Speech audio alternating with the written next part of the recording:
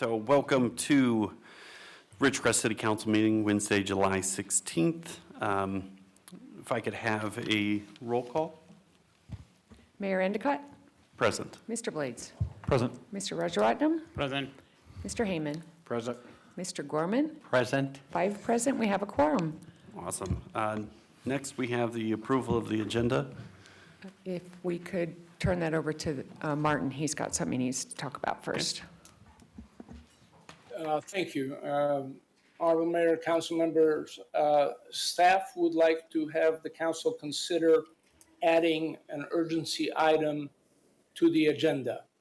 The Brown Act allows for an addition to items to an agenda for a posted meeting when certain conditions are met. Those conditions include finding out about the necessity for the council to consider this item after the agenda has been posted, which in this case has occurred. The information was received by the deputy city manager on the 15th, so yesterday. And then the second requirement is that waiting till the next regularly scheduled meeting would cause financial or other harm or deficit to the city. What we're doing here with is a revision to our policies that deal with the transit employees. We are expecting a DOT audit, and we just recently found out that the policies were not updated in the manner that was necessary for the audit. So Mr. Reed has brought this to my attention yesterday and has prepared a staff report.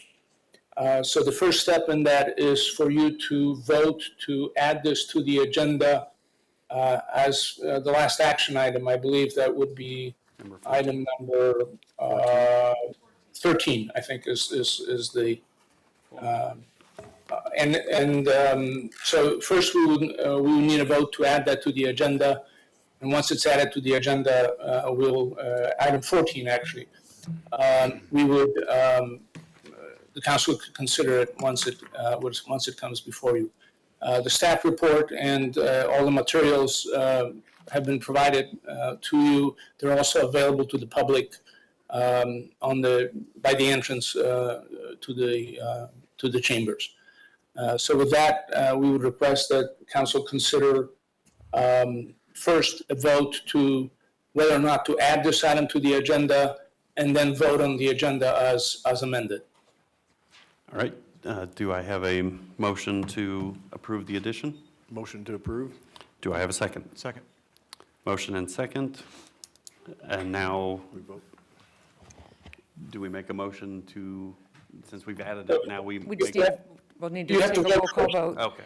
And Travis is walking in right now with all of that, so apologies that it wasn't here and actually on the dais, but we'll get it handed out to you. So we're going to do a verbal, right? What's that? We're going to do a verbal. For the approval of agenda? Well, so. No. First, we need a vote on the motion in a second. Yes. And then the item is going to be considered, assuming that it passes, it will be considered when it comes up on the agenda. But we should distribute the materials. Okay. So we're voting on the motion. Yes. Okay. Who was the first and the second? We're not voting on this. We're not going to do that. Councilman Heyman was the first. Thank you. Councilman Blades was the second. Thank you. Sorry, I was up. Okay, so we're going to do a roll call vote for this one. That's going to be for the approval of the actual agenda, because I did not put 2 in there. No, this is to approve to add the meeting, to add the Yes, item. sir. Then you vote on the agenda. Yes, sir. I was explaining to them not to use the voting system for what was on the screen. Sorry for the confusion. Apologize. I can't see the screen, it's blank from here. No worries. Okay. Right. Okay, so we have a motion and a second. We're going to vote on adding it to the agenda. Mayor Endicott? Aye. Mr. Blades? Aye. Mr. Rajaratnam? Aye. Mr. Heyman? Aye.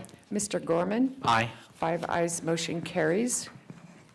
And then we can go ahead and ask for a motion and a vote on the agenda All right. as amended. Do we have a motion to approve the agenda as amended? So moved.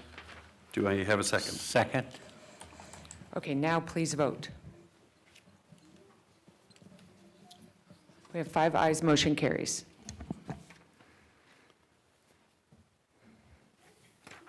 Okay.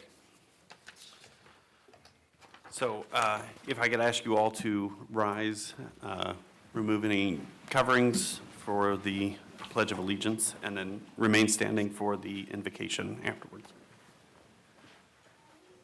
Ready, begin.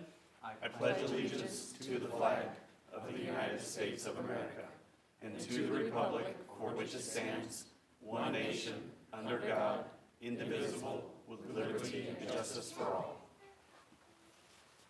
Please join me in prayer if you would. Lord, thank you for giving us this day. Lord, we pray for our country. Lord, pray for the leadership. We ask you to give them the direction to lead this country and take this country in the right way. Lord, I pray for our troops who are in harm's way. Protect them from all evil. Lord, I pray for our police department who protect us from the evil around us in this community. Lord, pray for the officers who save lives in our community. Lord, I pray for the victims of the flooding that has happened in Texas. Lord, give the families comfort for their loss. Lord, I pray for the city council. I ask you to give your wisdom and your direction as we discuss many items which are important to this community. Give us your knowledge and your discernment as we take decisions, Lord. Pray for each one of us here today. In Jesus' precious name I pray. Amen.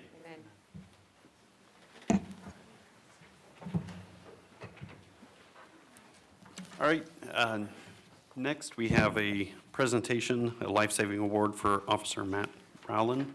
Is it Rowland or Roland? Roland? Roland, sorry. That's my bad.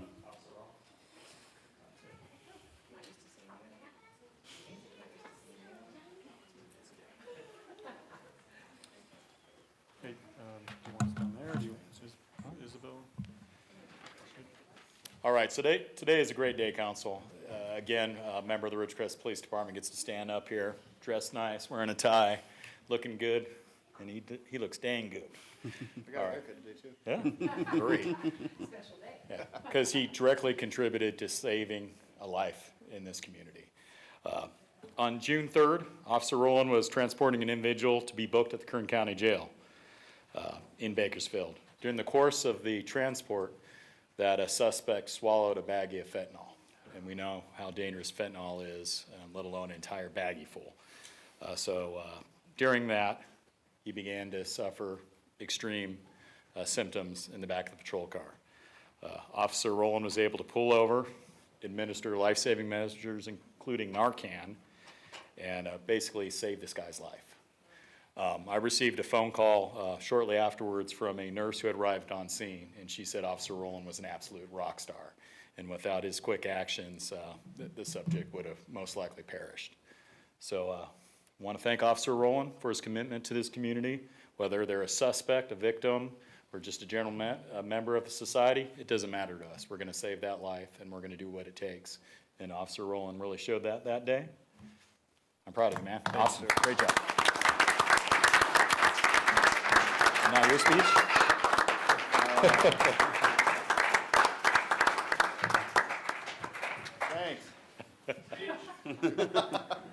I appreciate it, Cap. Thank you so much. Thank you to the council, Mr. Mayor, City Manager, for having me tonight. I have my family here. You're awesome. I'm sorry if they interrupted the council meeting. I have 4-year-olds. So we'll be all right. Again, thank you so much. I appreciate it. Thank you, sir. Thank you.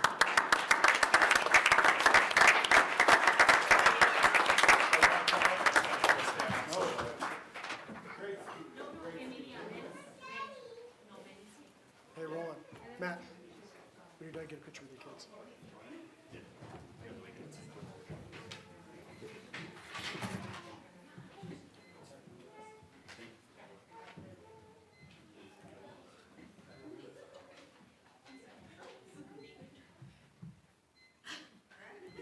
Let's get a napkin. Hold on, it figures as displays, that's. Look, I just,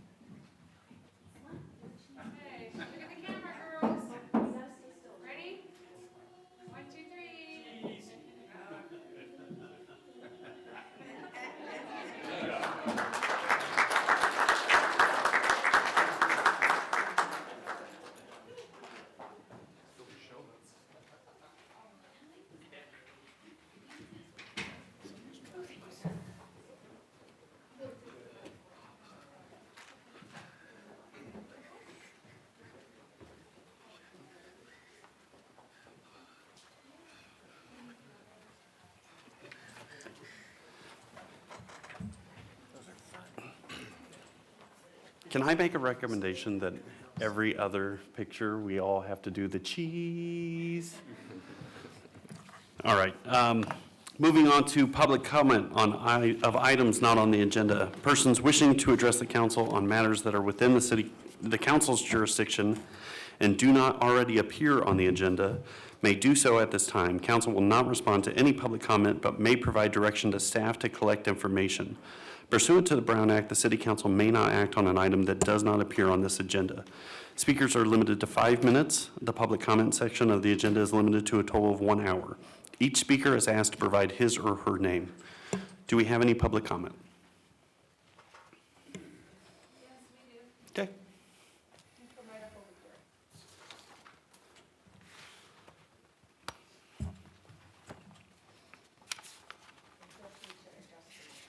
Oh, awesome. Thanks, Brandy's coming up with me too. Okay. Hi, you guys. My name is Jennifer Weissmuller, and I am here today to volunteer my time to bring energy back to the Ridgecrest Senior Center. I want to just kind of give you a general idea of why I'm passionate about the seniors in our community. My dad, I was born and raised in Ridgecrest Community Hospital. Boomerang came back for my parents who were, older, seniors.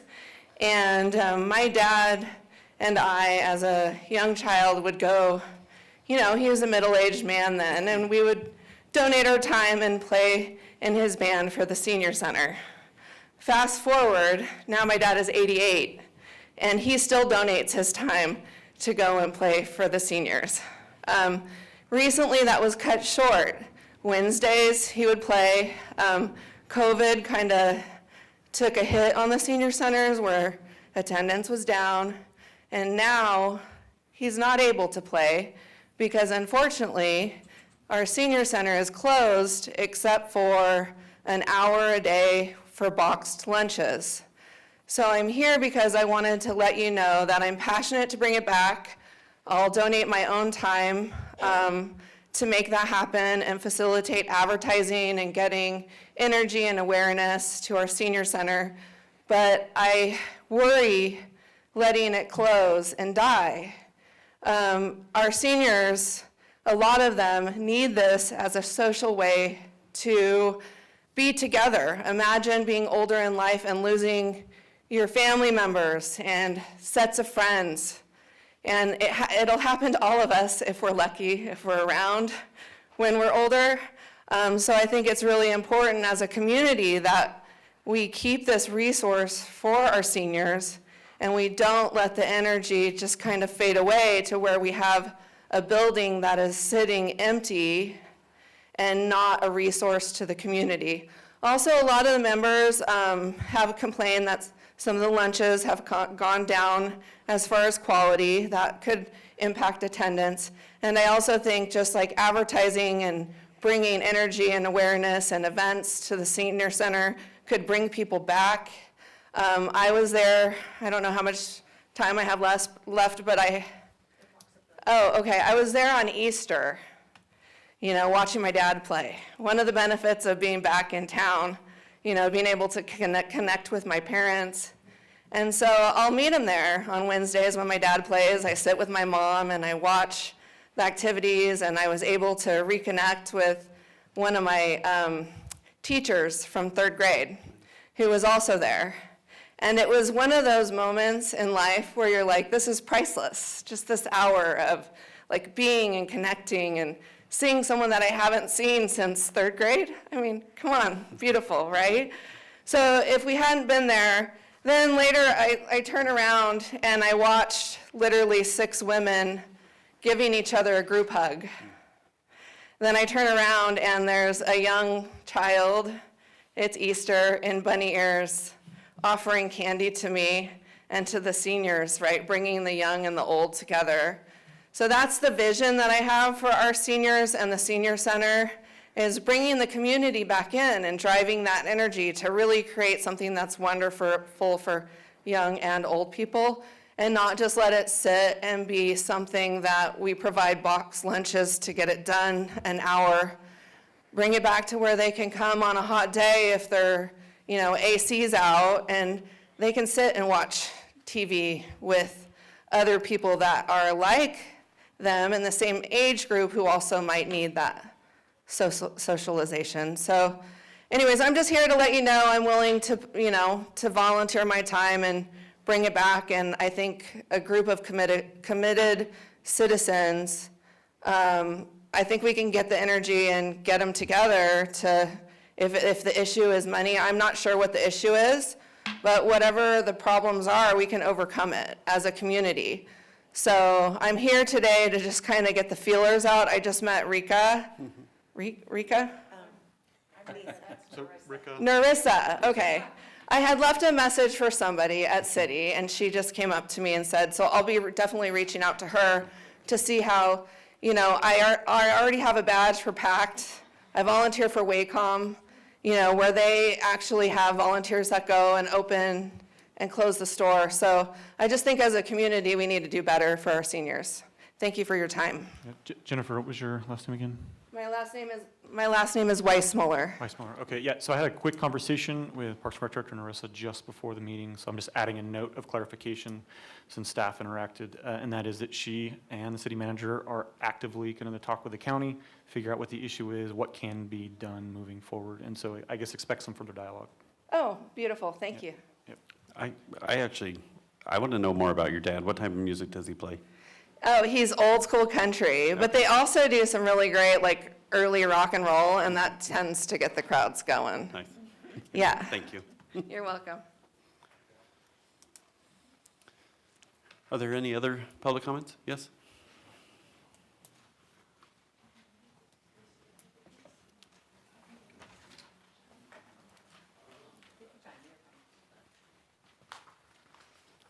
Hello. My name is Sawyer Christman. Surprisingly, I wasn't going to talk about this because it's a senior center, but my mom is actually the site coordinator at the senior center. I'm her son. So I actually have a lot of information for that. One of the big things I just wanted to let the council members know and for the community know, it's not money. It's participation within the community. The biggest thing is that we need seniors to come. That's why they shut down. That's why they had to move all the way to Randsburg. That's why they have to do a commute every day to bring box lunches or hot lunches to the center to bring to the center to the seniors. So my mom's been working there since 2005. I've seen the system go through the whole thing. It's shocking. It's a lot. But I wanted clarification because all I see on Facebook is just real information, but then I just want to clarify some things. I'm not an expert, my mom is. So if you do want information on what's happening at the senior center, her name's Tracy Christman. She's the site supervisor. I don't have her phone number, but you can look her up. So her information's there, her phone number's there. But I just wanted to clarify, it's not money, it's just local participation. A lot of the seniors haven't been going there, and that's what lead to decreased numbers, and that's where the county decided, hey, because of the decreased numbers, they're going to move the center. So, but that's all. Thank you again. Thank you. Oh, did you have something? That was good. Okay, thank you very much.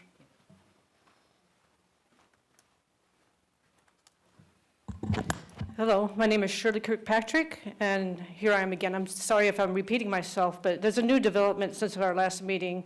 I discovered that I had spoke about Stantec before. Most of you probably don't know when this beginning of Sigma started, in the new law by Jerry Brown. But anyway, I recently found that Stantec has been, Lisa Butler used to do facilitating here through Stantec. She's still involved, Stantec is involved in our groundwater authority. Stantec, a global leader in sustainable design and engineering, has been selected by the California Department of Water Resources, DWR, to provide water resource planning and facilitation services to support the California Water Plan Update 2028. What I'm saying, it is bad enough knowing that the Indian Wells Groundwater Authority is involved with Stantec, but now Stantec has been selected by the California Department of Water Resources, DWR, to provide water resource planning. Stantec, a global leader in sustainable design and engineering, Stantec has been named a partner in the UN Decade Ecosystem Restoration. So, the United Nations. Okay, let me touch on that. Then this also relates to AB 1413, AB 1466, which was co-authored by climate change eco-communists. Why I say that? Well, Democrat Assembly Member Diane Pappin, she is all into the Green New Deal and the whole environmental thing, states in our website, we need to pave the way for development of the crucial resources in California on the scale needed to fight the climate crisis. California has set ambitious climate goals to be carbon-free by 2045 and for the state to reach net zero emissions. So here, let me touch on that. I think I have enough time to just touch on this a little bit. Eco-communism, also known as what it is communism is a political ideology that combines communist principles with ecological concerns, advocating for a post-capitalist society focused on ecological sustainability and social equality. Social ownership and planning. Eco-communists believe that common ownership of the means of production and social planning are necessary to achieve ecological sustainability, equitable distribution of resources. Okay, so the Sigma law was put into place by Governor Jerry Brown and signed into law in 2014. In 2018, Governor Jerry Brown, I know I'm repeating myself, but I think I have a new audience, but Jerry Brown in the World Economic Forum Summit, he stated, climate change does not recognize sovereignty. So he doesn't believe we should be sovereign with our water choices.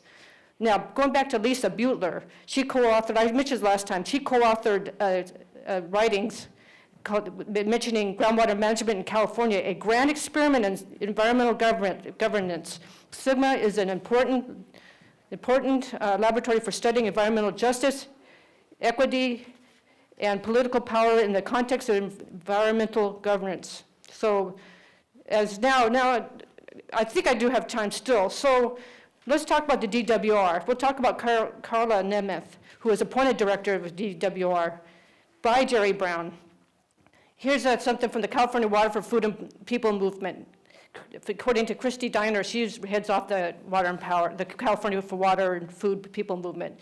As a reminder, from January 10th, 2023, as a reminder, Carla Nemeth, who leads the managing of the State Water Project, which has reduced pumping by 82% and allowed billions of gallons of rain to run into the ocean daily, and said this, although this series of severe storms have brought a lot of water to California, they have not ended the drought. What she meant to say was DWR will not allow the rain to benefit farmers or families, and California will continue manufacturing drought and subsequent water shortages. In January 26, 2024, Carla Nemeth tweets that she was very happily about the Klamath Dam removal project. But did you know about the Klamath Dam removal is an environmental disaster? They purposefully, this is what they noted, that they purposely made a disaster and are leaving taxpayers and the locals to clean up their mess. But see, she's the one that gave us the grant for our groundwater authority back in, 2022? She came here and presented a check for $7.6 million. So this is a problem that I wanted to mention. I can go on and on. There's more information I want to touch on this. My point I'm trying to make is that it's unfortunate we have to, okay, my time's up? Okay, so you guys get my point. Thank you. Thank you, Shirley.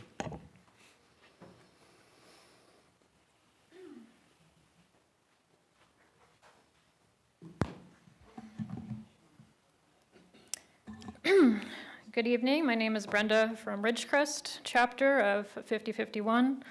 I would like to share with the City Council and the community that a local petition has been started. So far, there are over 700 signatures on change.org. The issue: to stop ICE detention center in California City. CoreCivic, a private prison corporation, is planning to convert the California City Correctional Facility into an ICE detention center. This would directly harm immigrant families by expanding a system that thrives on detention, dehumanization, and family separation. The high desert has been here before during World War II. Has everyone been to Manzanar and watched the documentary? It's also available on YouTube, but I would encourage everyone to go and visit the internment camp. There are many parallels for how the Japanese were discriminated against even before Pearl Harbor. that the Hispanics and Latino communities face today. People who were born here, yet told to go home to their own country. These are hardworking people contributing positively to the community, treated like criminals, and detained behind barbed wire fences with guard towers and armed guards. No due process. People are rounded up, taken from their homes, and sometimes separated from their families by being sent to different camps or deported altogether. People lost everything that they had worked for. The Joint Chief of Staff, Chairman Admiral Kane, said that there is no invasion happening at the border. And immigrants commit less crimes than Americans because they don't want to get caught and sent back. They work and they pay taxes. I've heard people say that they should come here the right way. I live in the real world. There's a lot of temporary work that many different farmers in Central Valley have. For a farmer to sponsor someone for a work visa for only a few months, that's a lot of paperwork, and it just doesn't work out that way. There's a long history of where people have come here as migrant workers. There's people that seek asylum, and you must be physically present at the U.S. Port of Entry to file a Form 1589. That means you have to cross the border to seek asylum. Don't punish the people who are here because our lack of system to process these people in a timely and sensible manner. Immigrating here is not easy. It took my mother 10 years. The next protest is Saturday, July 26th, from 9 a.m. to 11 a.m. More protest information can be found on ridgecrest50501.com. 50 states, 50 protests, one movement. Thank you.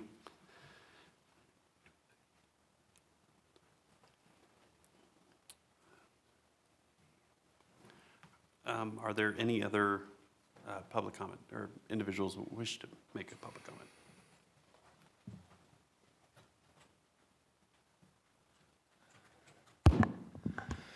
Good evening, Council. I'm Tom Wicknick. Just first of all, I was surprised to hear the Senior Citizen Center was closed. I heard that through social media, and that kind of surprised me. So I hope somehow it's figured out how to get that thing going again. I come to you with a suggestion, and I want to make sure my suggestion is understood as a suggestion, and in no way am I offering any kind of criticism to anybody. And this has to do with the fireworks display. Okay? I think the group that's been doing it and have done work on that, and the people that have donated have done a great job. Even though we had a little problem this year, it's still good people doing good for Ridgecrest. And I want to make sure everybody understands that. Now my comment. Isn't it time for the city to step up with all the sales tax dollars you're bringing into this city to make up any difference that it would take to put that on the July 4th? We have a situation where small towns do it. I mean, from Bishop to Mammoth to Independence, Lone Pine, Kern Valley, and I can go on. And most of them, almost all of them, do it on the 4th. And again, please, people out there, this is not a criticism of the current group, because I've talked to them about 2 years ago, and they said, well, it would cost more to get it on the 4th. And I understand that. And I asked that person I was talking to at that time, he said it would be about $5,000 more to have it on the 4th. Now, maybe it's more now. But you know what?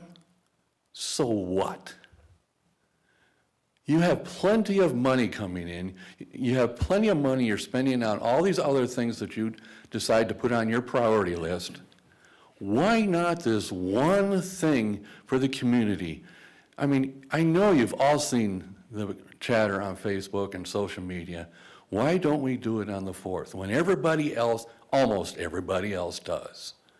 Isn't it time you step up and make this a priority for the city? I think it's just time that you do that. And finally, my final comment would be, is that it seems as though from keeping up with how the bills are going through Sacramento, it seems as though you're getting your way, at least part of the council that was supporting doing this. But I will not give up on the idea, as well as remembering what a lot of people have said today so far, and that is, seems as though this council is the only one that seems to be, that this has to be discussed in secret. Even Shannon Grove is out there discussing it, taking Peters to task. She brought up that the supervisors had a discussion in public, but they didn't vote. So why is it that this body is the only body that decided that they needed to discuss this in secret, even though Mr. Gorman asked for it to be a discussion item, and Travis, the mayor, agreed with him?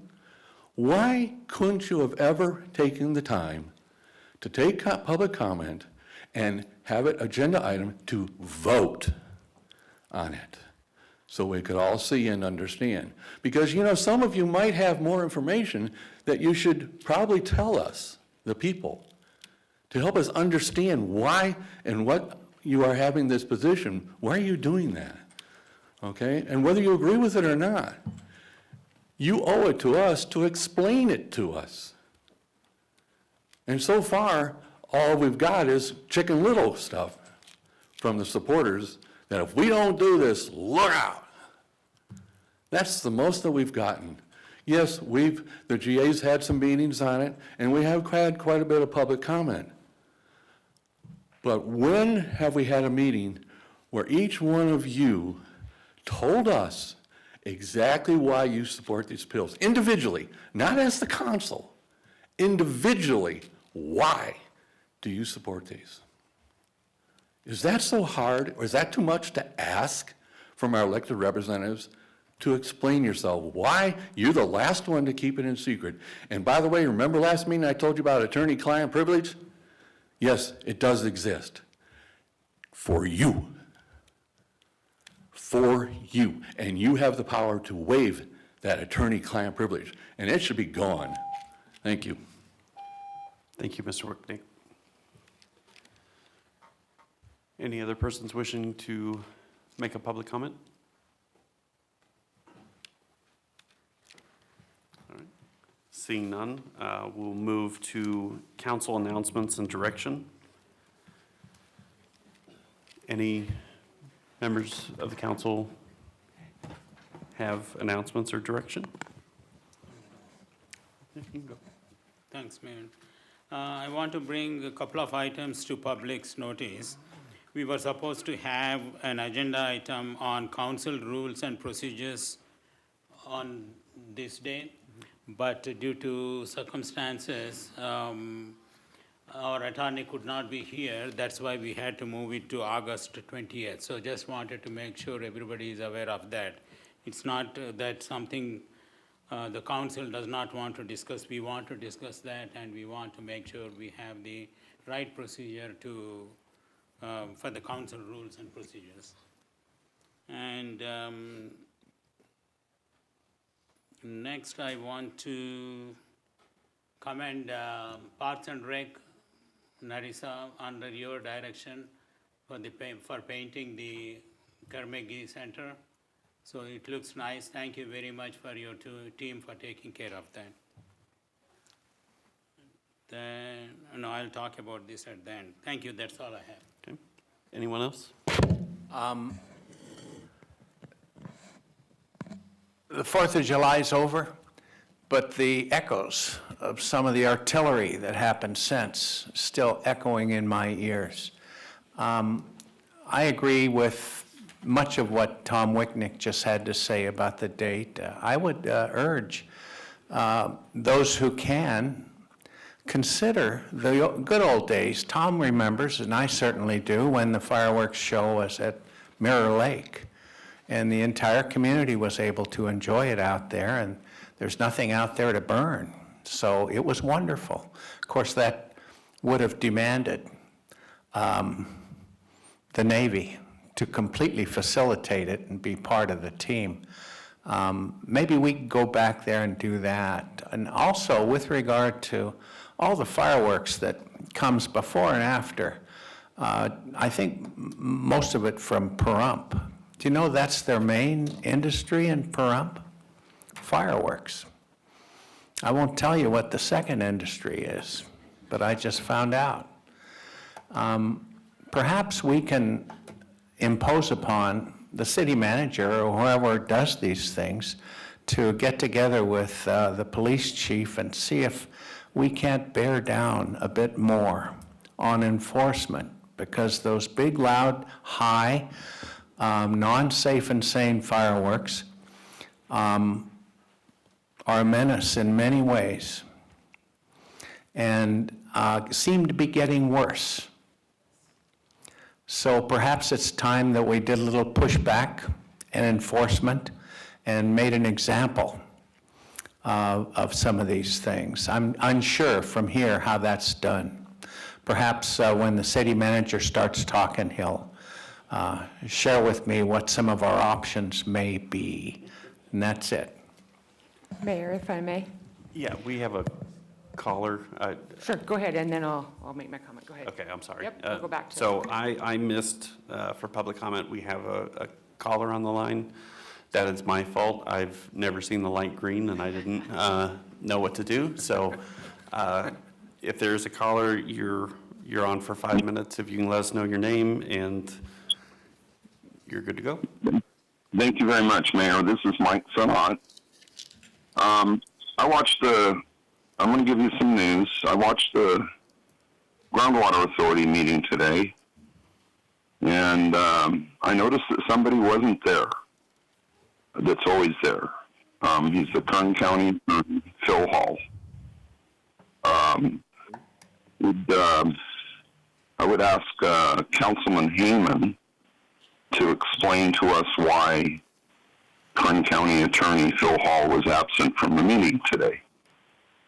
And I'd also like to point out that the city manager of Ridgecrest sent an op-ed into the Daily Independent essentially saying that the people who live in Inyokern and have wells should have been paying attention a few years ago, and today their water rights are under threat. He said that if you live on acreage and rely on private wells in the Indian Wells Valley, your water rights may be under threat, and most don't realize it. Well, maybe Mr. Strand doesn't realize that he's lying to you. How many times does he have to be told that your water rights are not under threat? The only thing that's under threat is how much of your water you can use for whatever purpose you want without paying a hefty fee to the Groundwater Authority. If anything, de minimis well owners have nothing to worry about, as long as the city and the Groundwater Authority don't try to force you into submission with well registration and monitoring of your well's pumping volume. Ron Strand also said that private well owners have spent thousands to drill and maintain their own supply.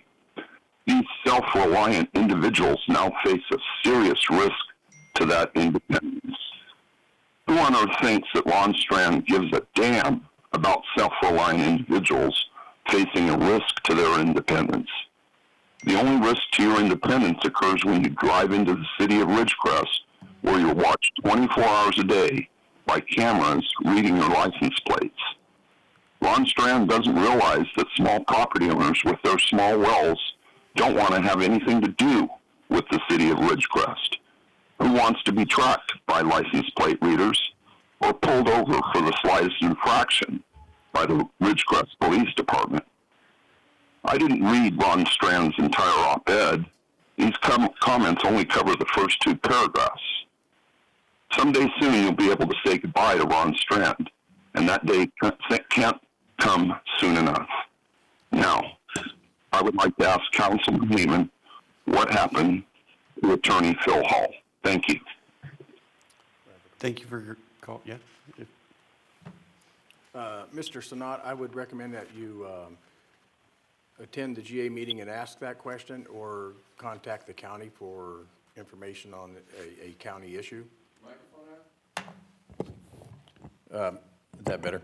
So, no, I just said, Mr. Sanat, I'd like to refer you over to the county if you have an issue about a county, or have a question about a county issue. And if you have questions in regards to the well owners, or, you can. No, we don't have any questions regarding well owners, Councilman.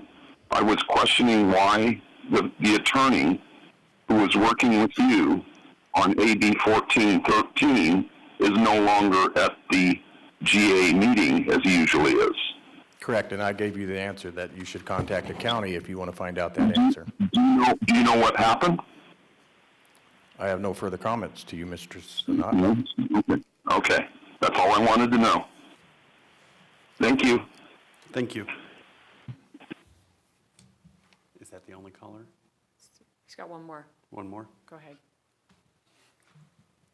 Next caller? I feel like I'm a radio DJ. Go ahead and go. Am I on the air? You are. Okay, I've got my wind down.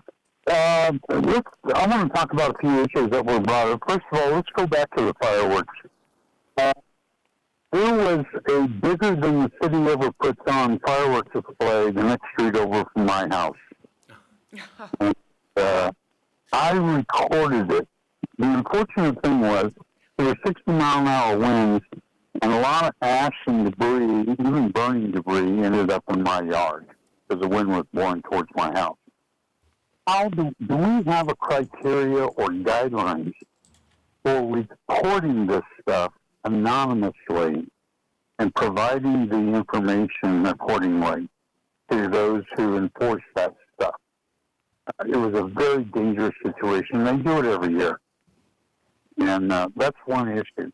The second issue is, do we still have someone since Buffalo Bob Smith, whatever that guy's name was, an abatement officer, that could come look at my property and see that my neighbor behind me has buildings that he's built recently up against his fence. He has an illegal addition to his house, and there seems to be more of a new residency that he's been putting up in his backyard there. And it's basically, my house is worth $260K, it says on the internet, but I wouldn't pay $70K for it now because of all the issues with what the neighborhood is doing. Oh, and the last thing, my street since 1986 has been in need of being repaved, and it's getting ignored. Could you give me your name again, and what street is that? No, I'd rather file it in private. Oh, because this town still has issues with people ganging up on people. Okay. I'm not talking physically. I'm talking about other issues. Yeah, understood. And who is this? If this is the mayor, if you could reach out to Travis Reed via email or any number that's on the website, he can help you with that issue on the road and the neighbor. We can get code enforcement as well. Okay. Well, we'll see if that happens. And I'll report back to you if it does happen or not. Okay, please do. All right, take care, be safe. Thank you. So my bad again on the phones. I'll get better on that one. But you had... Oh, yeah, I was just going to make a comment about the fireworks. I sit on the Friends of the Fair Board. I have for several years. And you're right, some of it is money. Some of it is just finding a fire marshal that's required by the state. But I will let you know that because of the Navy's 250th anniversary next year, we, along with the Welcome Center, are trying to reach out with the powers that be and see if we can make some kind of a team effort for next year, something collaborative we don't know if it's going to happen. We don't, we're just starting to talk to them, but we know we have to, so it's in the works. Can we request a fire marshal earlier so that we can get one on the 4th? Or is that a timing? We can try. Okay, sorry. Yeah, I don't know the logistics of how that works, but we can try. Okay. But we've got to get the Navy on board first if we're going to do something really big and go on the 4th. So Okay. we're starting there. Is there any other council announcements or direction we had? Yes. So I just want to say, I love the 4th of July. It's one of my favorite holidays. I commend this council in the city of Ridgecrest for donating $10,000 to the city fireworks. Sometimes things don't go exactly right, but this council, this city has stepped up to the plate and made a very sizable contribution to ensure that the city and its community gets to see a good fireworks show. So, and I want to thank the council for that. Yeah, we get to hear the other side, but there's a side to that, a good side here too that we do. Councilman Blades? Yeah, I was going to wait till my final comments, and it is somewhat of a somber note. We've been pretty positive, but I think it's worth noting that former Mayor Eric Bruin, his father, passed away, and I know, I'm sure it's hit him pretty hard. I wanted to offer him my condolences, and I'm sure everybody else feels the same. Eric, he did a lot, and I'm sure his father was, that much more of a legend in his eyes, and I'm sure that he'll be feeling that one for a while. So my condolences directly to Eric and his entire family. Well, I was going to say a sarcastic comment to the chief, but now I'm going to withhold that till the end timing. But he is here. I saw him. It looks like he's just walked out of the Sandlot. All right, so saving my sarcasm for later. Consent calendar. All items listed on consent are considered to be routine and non-controversial by city staff. Consent items may be approved by one motion if no member of the council or audience wishes to comment or ask questions. If comment or discussion is desired by anyone, the item will be removed from the consent calendar and will be considered in listed sequence, with an opportunity for any member of the public to address the city council concerning the item before action is taken.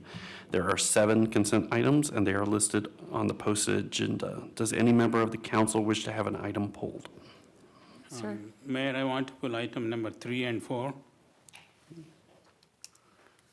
I wanted to pull 4. We're good. Yeah, thank you. Okay.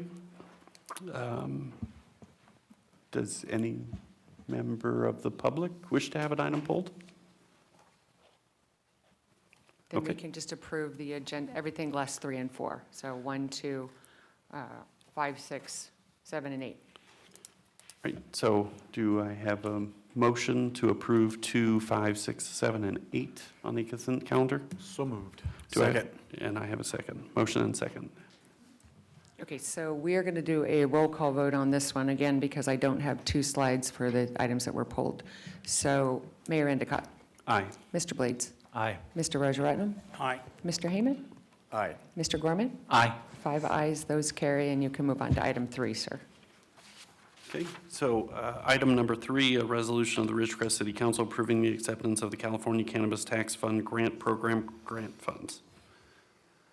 That would be Chief. Chief, and go ahead, Mr. Rajaratnam, and ask your question. Sure. I mean, I read the staff report, and I want to thank Chief for bringing this to the council for approval.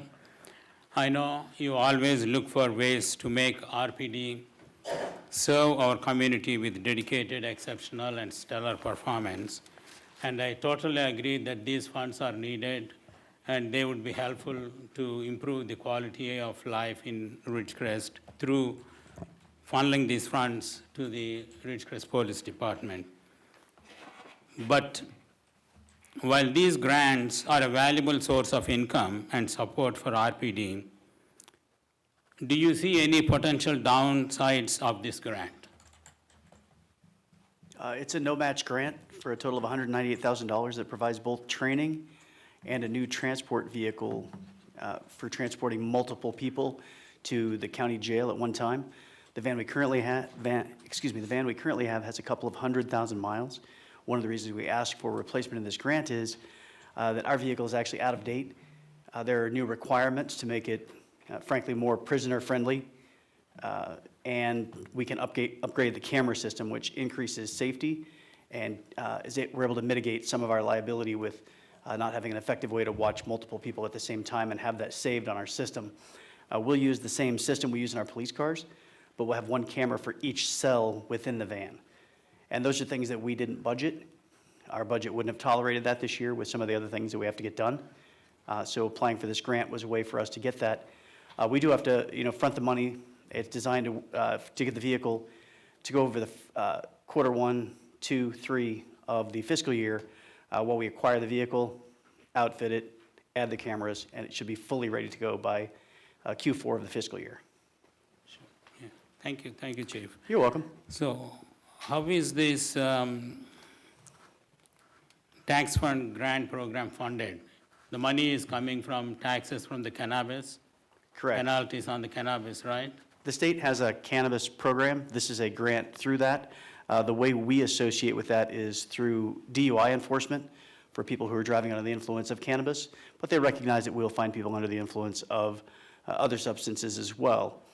One of the things we talked about in this grant is one of the reasons we need the vehicle to transport multiple people is if some days we make 9 or 10 arrests that all have to go to Lerdo, which is a 5-hour trip on a good day, longer most of the time. If we can group those into, 4 to 8 at a time, it allows our officers to remain on the street looking for other violators instead of taking so much of our staff over the hill to where we kind of can't do much while they're gone. That was the basic premise of our request from the cannabis grant folks, is we're trying to overcome that need until someday we can find a solution with the sheriff's office to help us bridge the gap of not having a jail locally, which is a huge burden on our staffing, vehicle maintenance, many other things that are associated with making that trip. Sometimes it's a few times a day. So where I'm going with this is, you are aware that our community has voted not to grow commercial cannabis in Ridgecrest. Yes, sir. And not to sell commercial cannabis in Ridgecrest. Yes, sir. So on one side, we are saying we don't want these things here. On the other side, we want to reap the benefit of those tax dollars to our community. There is a conflict of interest here. There is a double standard, in my opinion. So that's my point, actually. So I see the duality in it, but I also think that it's still happening. Regardless if we sell or we don't sell in this area, individuals still can get it and bring it into this area. And so if we can stop drivers under the influence of cannabis, then that makes our street safer.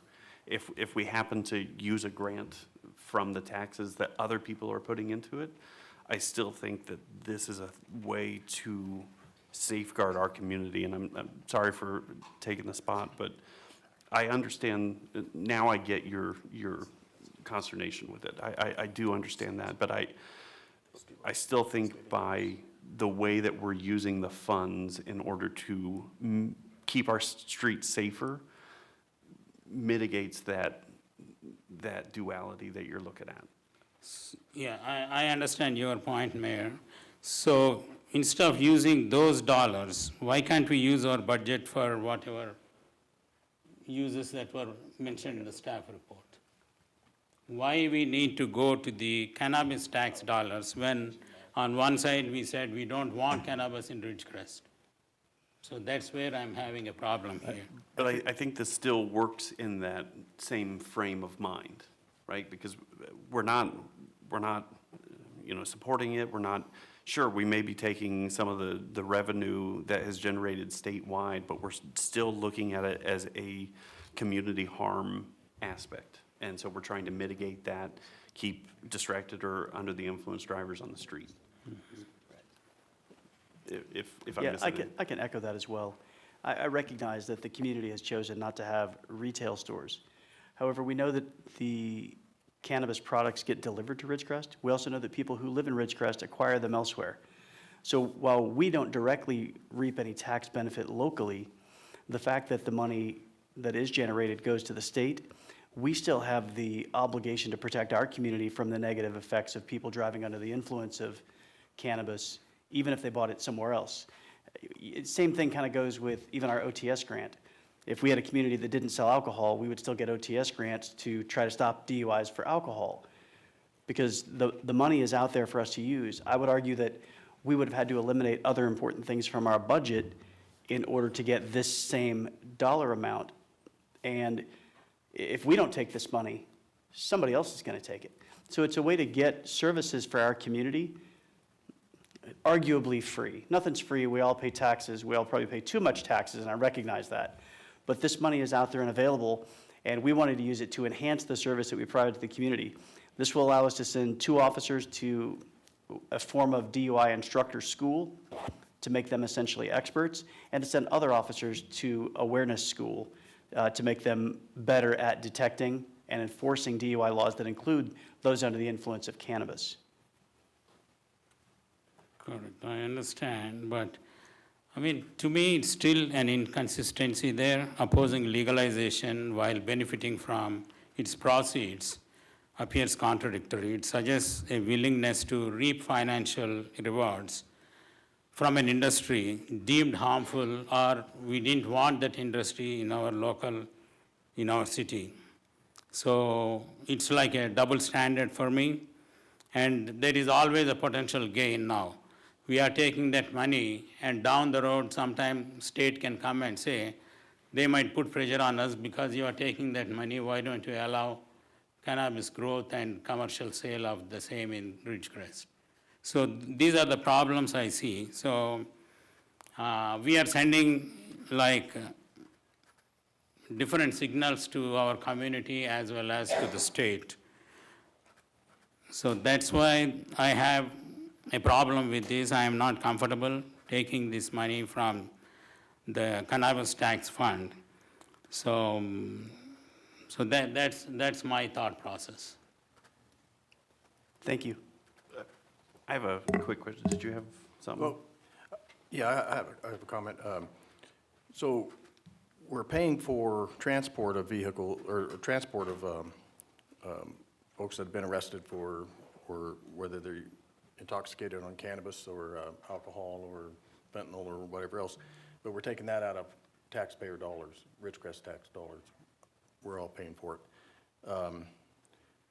So I don't think picking and choosing which tax dollars that we feel are morally correct is a right path to go down, because where does that end? We're gonna have, I don't agree with the alcohol tax. I don't drink, but people want to drink it, that's, do it more, do it socially, do it, if you want to drink socially, but, there's taxes on alcohol, there's taxes on our gas, there's taxes on numerous things. So, while I do understand your personal, conviction to it and why you wouldn't want to do it, but I don't like my tax dollars having to pay for transporting criminals, but I understand that's a necessary need.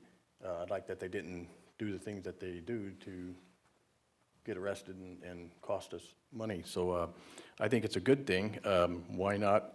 A community like ours, I look at it as like, hey, we get to benefit. We don't promote it, and we're going to get to utilize state tax dollars to offset it, so it's not coming out of everybody's pockets that's sitting out here.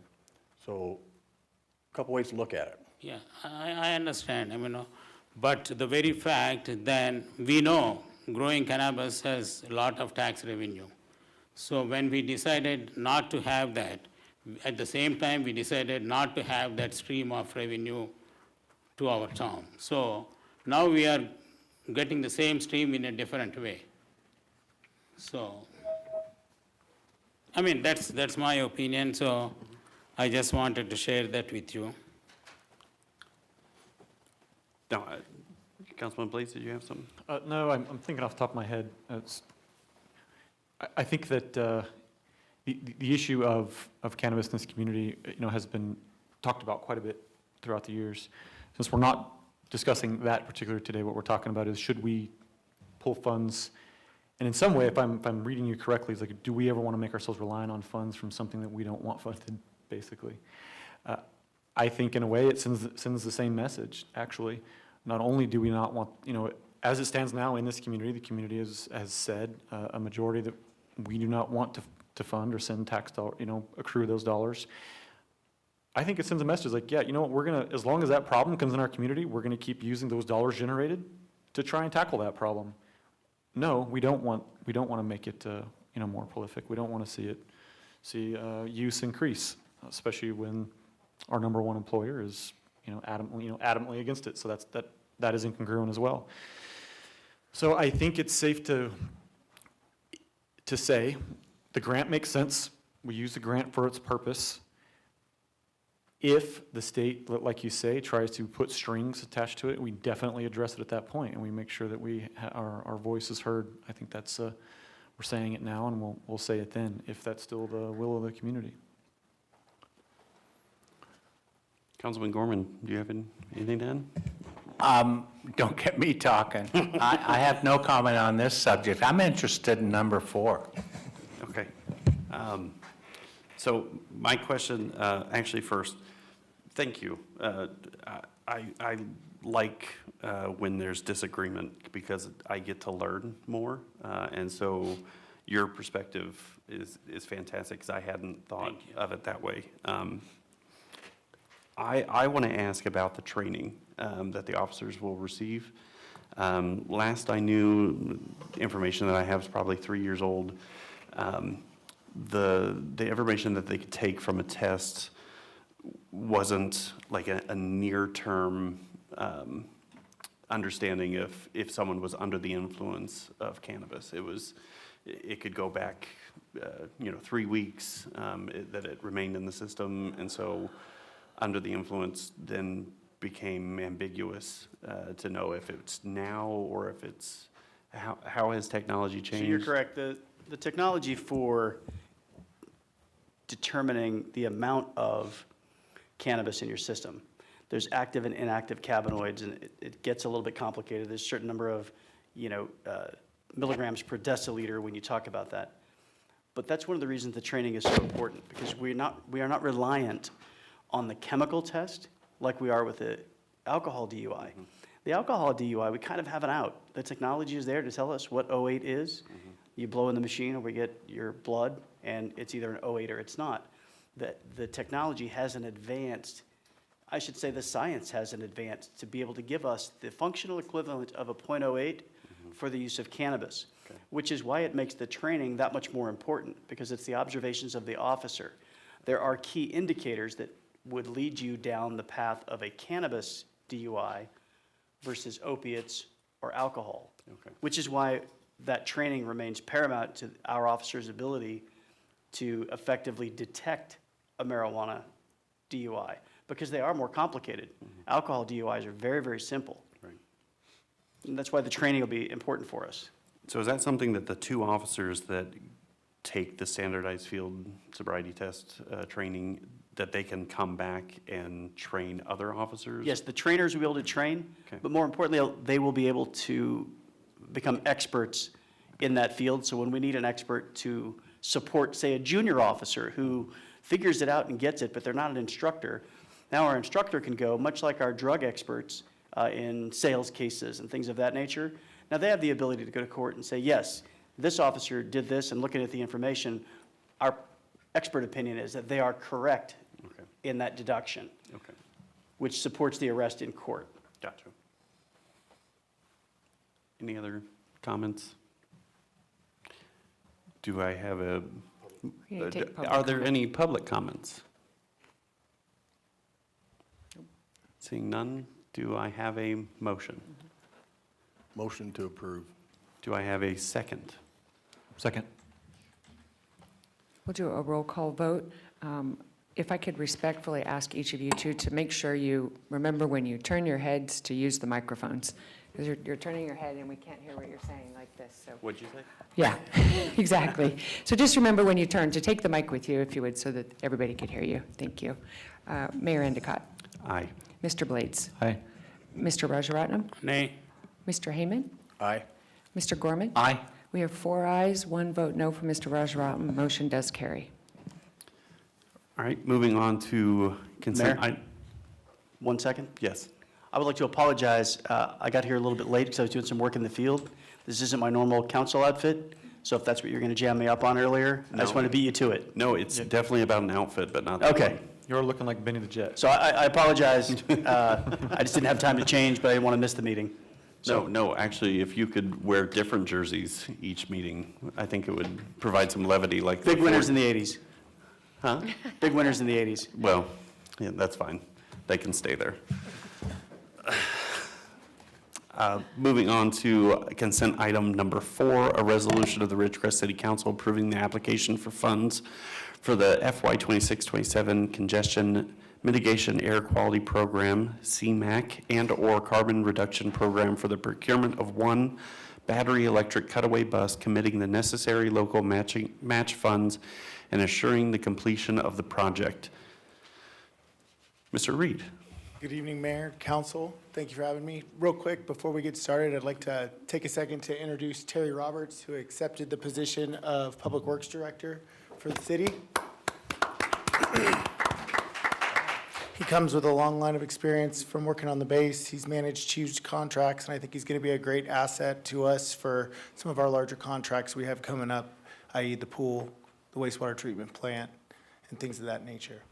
Mayor, can I interrupt? Sure. Mr. Reed, I don't need a presentation, I just need one correction in the resolution, that's all. Okay. I do Yeah. actually have to have a discussion for this item.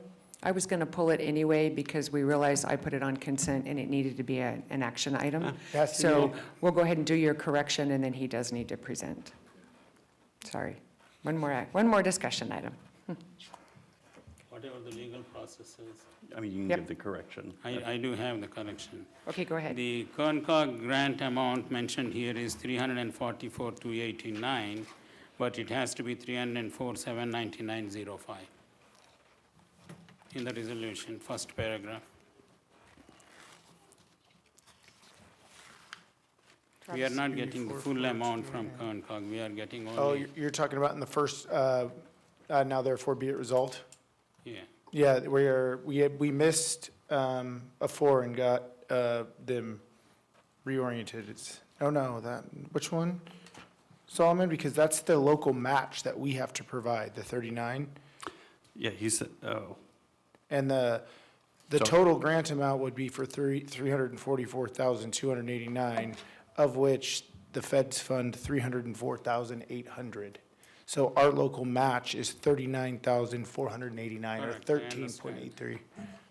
But the amount we are getting from Kerncog is, 3,004, What's the total amount of the 80. grant, Travis? 304,800. 344,289 is the total amount of the grant. Of that, $39,489 of it is funded by the city. I think that's what, his point is that the actual grant that we would get from the federal, whatever, would be the 304,800. So the way it works is they use the total amount, including your match, to say you're going to maintain it. We've Okay. done it like this. This is actually a generated resolution by the grant program that we get straight from Kerncog, and we use the total amount of funds that are necessary regardless of if they are from the actual federal grant or from matching. the city. Okay. so is it That's correct. universal for any grant? It's universal for CMAQ and the RSTP ones that we have presented as well. I should have the full amount, or if I might have broken it down to both. But the way the grant is actually written is for the full amount, regardless of if it's local match or if it's for actual dollars from the feds. Okay, if you say so, that's fine then. But in the rest of the grants from Kerncog, you mentioned only 88 point, whatever the percentage is though. 88.53. we have so many Kerncog amounts coming. All of them show only 88.53%. In the resolution? Yes, sir. If I may, could I have council's approval on this one to correct it as necessary to the 304 to the 344? And I'll go back and research the grant application and get it corrected. Okay. Yes, sir. So Travis, can you say that one more time, please? We're only talking about the CMAQ grant right now. Right now, yes. Okay, and what was that again? I wanted to have council approval to go back and correct the resolution so I can read back through the grant policies on whether or not it should be the 304 that is provided by the actual CMAQ grant, or if it should be the total of the 344, 289. Okay, so go ahead and do your presentation, and as part of the motion, we'll put that in the motion. So as council is aware, we have been slowly but surely replacing all of the older cutaway vans that are gas-powered through multiple grant avenues. 2 years ago, we were awarded a CMAQ grant to replace 2 of the cutaway buses with 2 9x1 smaller transit vans. We just got done going through the process of converting that to 5311, and we actually turned those 2 into 4 for the 2 vans because we found a cheaper and more economical solution on a true Ford powertrain and frame, so we won't have the issues that we saw with the other A to Z, which is a proprietary powertrain with a Ford body on top of it. This grant is for one of the first Ford powertrain battery electric cutaway buses, so it'll have the ability to carry, I believe it's either 28 or 32 in one, and the one is the driver.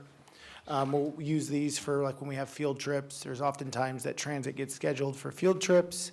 And essentially what I'm asking you guys to authorize tonight is to allow us to sign the grant application, present it to Kerncog, and that we will provide the necessary matching funds of $39,489.95 to complete the purchase. And with that, I am open for any questions. Councilman Gorman, did you have something on item 4? Just a silly technical question or two about the cutaway bus. I had to look that up. What's cutaway? Geez. It looks just like the ones we have now, perhaps a little bigger, but it's electric. Do you have any apprehension about the range of this electric vehicle? I'm going to say yes and no. The electric vehicles do, at least the electric vehicles that I have been privy to, do decently well around town. The majority of our field trips are usually local. And we actually have a TAM plan and a zero emissions plan that we have to be completely electric by 2036. So with doing this, we will meet that goal and exceed it by almost 10 years. But yes, I do have reservations for any time you do have to go out of town. Finding the charging infrastructure for them at times can be tough. It's a little bear. Yes, but 99.9% of the time, these vans, cutaway buses, are all run in town. They stay within our service area, and the furthest they go is to Randsburg and back. I'd be as interested as you in seeing its success and progress through its life as an electric van. I'm surprised on number 3, the chief wasn't constrained to go to an electric vehicle on that one too. Thank you, my friend. Can you reiterate the 2036 TAM?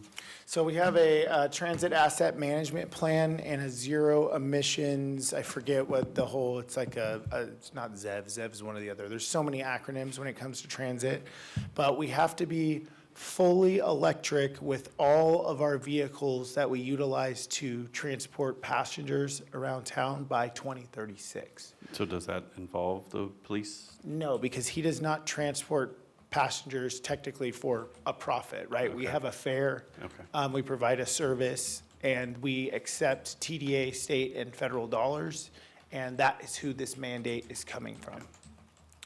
And Travis, my only question would be about maintenance and the platform being, are we worried about this being more money than it's worth? Not like we really have a choice. I think you always run into that, especially with anytime you go new technology. Yeah. I think we saw that with the First bus we purchased, we've had a few little hiccups with it that have caused us to have to tow it places because the company went out of business, and then they only warranty parts, they don't warranty labor because they're out of business and they're just doing warranty work. Yeah, more than once sitting up on this dais, I've seen where we've accepted grants and it ends up costing more money than it was worth because we end up with something like this where you're replacing batteries in a platform that, a chassis that's not really tested and proven, so then there you are spending more money than you got in the grant. I will say Over time. this, one of the good things about any transit or any vehicle like this that's of a fleet nature that transfers personnel, you have quite a high standard to meet CHP requirements and to meet all of the needs of the community. So the expected life of these are not like, I would say, what the typical American expects out of a car. Like, I'm a firm believer of I drive that car till the wheels fall off of it because that's the only way I'm going to get my money back out of the car, right? The useful life for one of these is 70,000 miles or 10 years, whichever comes first. And have you seen, in your staff calls with Kern Cog, have any discussion about recurring funds from maintenance? I have not heard any for recurring maintenance, but we do have other avenues that we can specify electric vehicle, like we've done, State of Good Repair funds we've used for electric charging infrastructure updates. I'm sure a project could be battery replacements of our electric vans through a lot of these funds, and I think the state is gonna have to realize real soon if they have programs that do not allow that they're going to have to, because it's gonna put some of our mid-tier cities like ours or smaller, less budget-friendly cities in a very, very tough position to provide transit service to their community. Thanks. Odd question. What happens to the old bus? So the old buses are either auctioned off Okay. or disposed of by whichever grant guideline we procured them under. I don't remember if the two we were replacing were grant procured or were city procured, so I can't tell you exactly what's going to happen to them, but they will be taken out of commission and either sold, auctioned, or given back to the grant if it still exists. Okay. Because I didn't know if there was any groups in town that could utilize that, but if they could purchase it, maybe something to continue helping the community in some way. I know it's over its maximum life, but. For us, but I think yeah. for most people, it would probably still be a highly useful item. Okay. Maybe some of the schools to use it, they have their own drivers for field trips, things of that nature. So if it's something that we can auction off or the city can surplus and go through its normal, I wanted to say records retention, but records destruction, but this is not a record, but go through its normal fleet destruction process is what I'll say, then I definitely think that's something that we can explore. Okay, thank you. Any other questions by the council? I have a question on how many buses with the addition of this one, how many electric buses will we have? So currently, we have one fully electric bus in our fleet. We have one hybrid, and then the rest are gas-powered. With this one, additionally, with the 4 we're getting from CMAQ, and with one other that we have already budgeted through our State of Good Repair funds, that will put us at a total of 8 fully electric and 1 EV.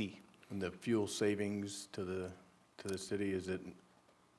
I would love to tell you absolutely yes, but we're still fighting with SCE to get the solar system turned on at the courtyard.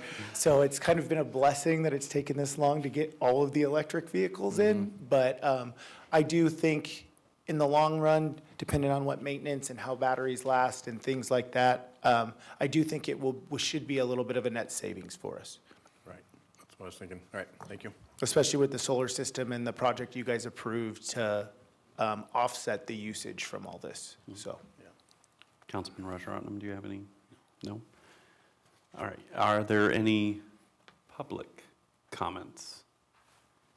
Do you want to, you can come on up. Caller, we'll get to you in a minute.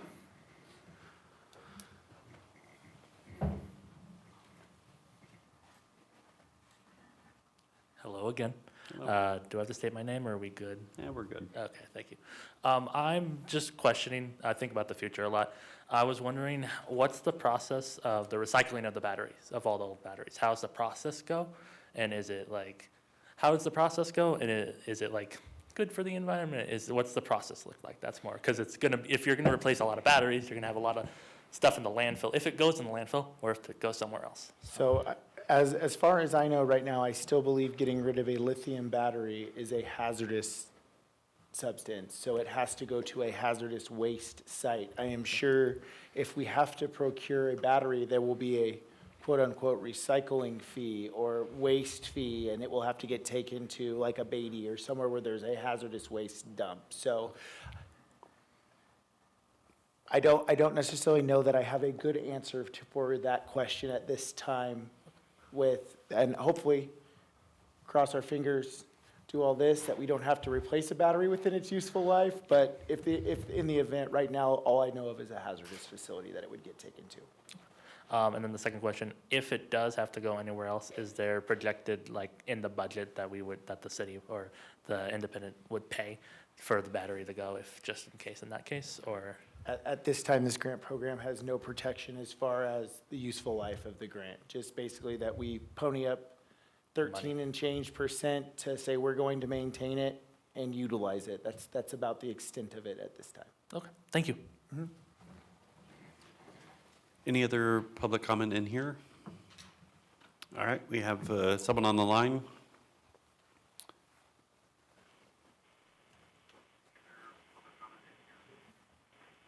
Go ahead, caller.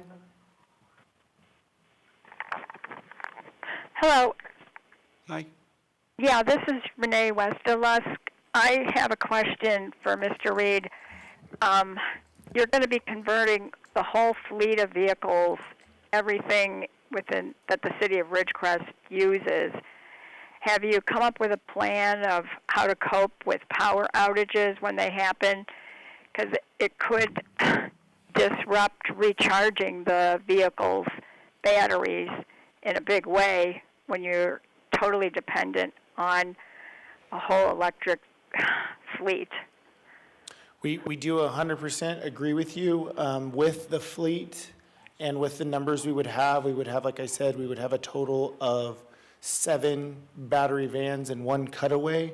We only possess 5 drivers, so we would have 3 extra vehicles, and we do have a policy that at the end of each day, right now, the gas-powered vehicles are filled up, and I would assume that we would have that same policy for electric, so that way you would have at least a full charge to aid the community with whatever you would need, and then the other 3 vehicles that we will have tender and make sure the batteries are in good standing. So are you saying that you would alternate? Correct. Currently, we have 10, 11, we have 12 ports to charge at the courtyard, and we have 4 ports to charge at City Hall. Thankfully, City Hall and the courtyard are not on the same grid, so in a pinch, buses could also come to City Hall to charge. I say they're not on the same grid, not on the same circuit, I'm sorry, I misspoke, but you are absolutely 100% correct, Renee. It could create a problem in the future, and it's one that we'll try to put every policy in place that we can to combat, but you're definitely right, it could present its head and create a problem in the future. Okay, thank you. Thank you. Any more public comment? All right, if I can have a motion with the amendment to have it amended, or the privy of him to amend it as needed. Yeah. Move to approve with amendments. Do I have a second? Second. Motion and second. Mayor Endicott? Aye. Mr. Blades? Aye. Mr. Rajaratnam? Aye. Mr. Heyman? Aye. Mr. Gorman? Aye. 5 ayes, motion carries. Thank you, council. Don't Thank get up. you. Yep. Travis, You just- You're there probably for a need to while, sit huh? there. You're next. Yes, don't go nowhere. Which one are you going to? You're next, and then you're next, and then you're next, and then you're next, and then you're next. Oh, it's the Public Works Show today, I forgot. Yeah. All right, so next we move on to discussion and action items. First, we will discuss action item number 9. Do I have to read the whole statement? No, Okay. you're good. Item number 9 to Mr. Reed. Hold on just Just 1 second, Council. I can make sure I know which project it is and I don't get them out of order here. It's your Mahan Street Mahan. project. Oh, thank Phase you, 2. Rick. Thank you. You're welcome. So Don't this is forget to a- use the mic for me. Regional Thank you. Surface Transportation Program. This is a grant that comes out every 2 years. Kern Cog gets allotted a certain percentage of money from gas taxes, from other infrastructure bills that have taxes, for us to do road rehab and replacements. As you guys are aware, we've received numerous other RSTP grants. We use those to do Ward. We've used RSTP funds to do Ridgecrest Boulevard. We've used RSTP funds to do Downs.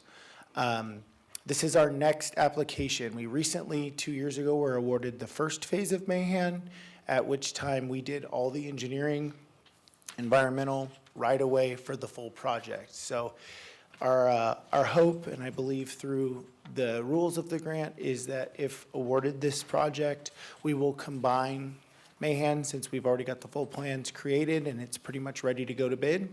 We would combine these projects and construct Mahan Street from Bowman to Springer at one time. The amount of the grant, if I can find my place now,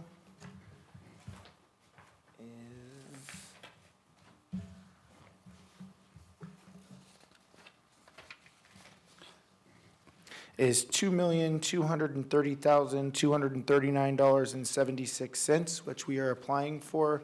That would be the federal HIP and STIP grants, and then the amount that the city match would be is 11.47% for $288,951 and some change.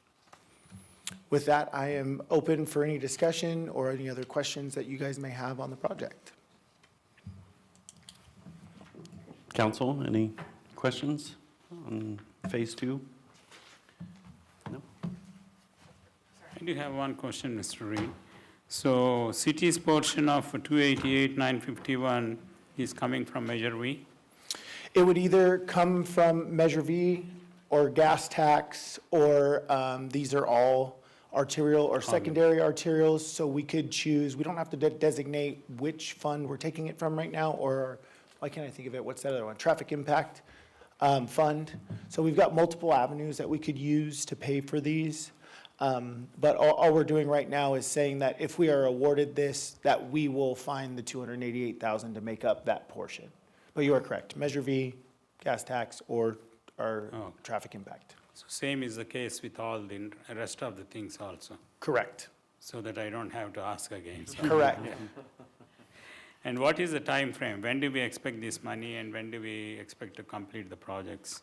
So we currently already have a request for authorization for the first phase, which means the project is funded.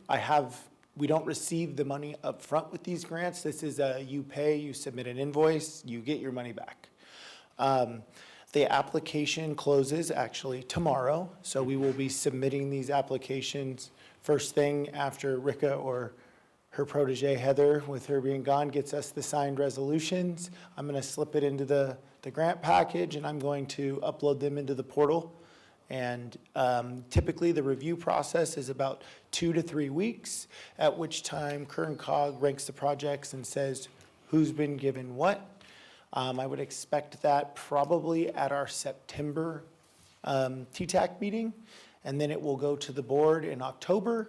Once it goes to the board, since we have already done all of the pre-planning process, all we have to do is submit a letter basically saying we would like to transfer these funds into our current Mahan project to add it on to this phase, bid the project and go. So I definitely could see us starting construction on Mahan either end of this year or early next year. Okay. And somewhere you mentioned that we need to have right-of-way from Kern County.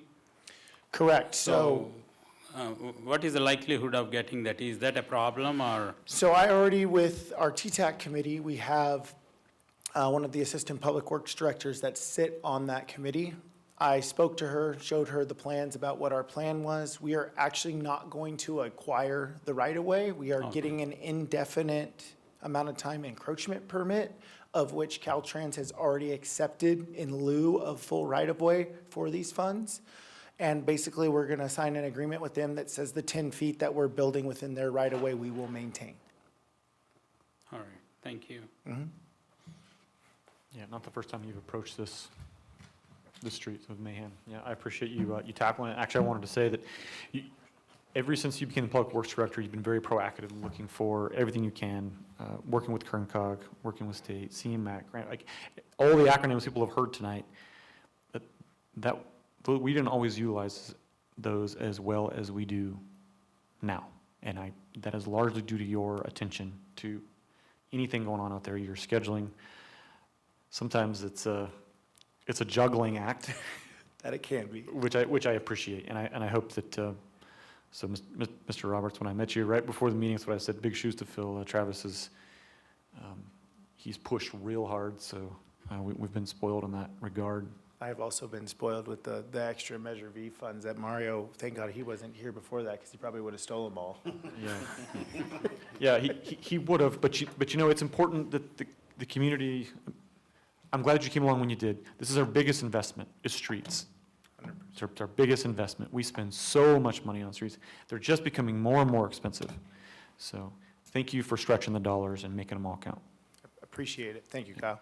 Or, I'm sorry, Councilman No, Blades. you're good. That You're was good. You're good. No, very unprofessional. Let's not do that.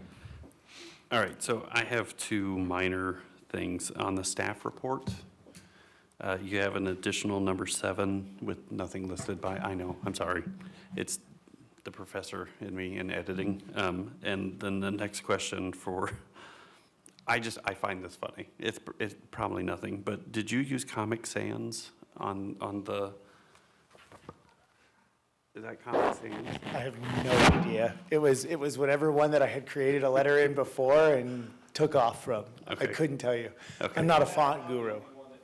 Okay, because, I'd get students who would submit papers in random fonts, and so I've become a savant at figuring out this, and.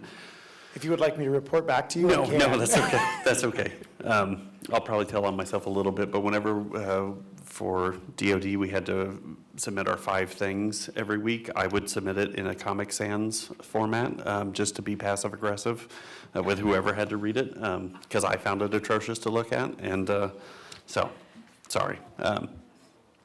Anything I submit to you from now on, Comic Sans. Comic Sans only. Yeah. The next agenda will only be Comic Sans, so. Or Ricka, Heather's doing the next one. Ricka, maybe we should do everything in Times New Roman or Arial and just put his name at the bottom of them in Comic Sans. All right, so are there any public comments on this item? Please?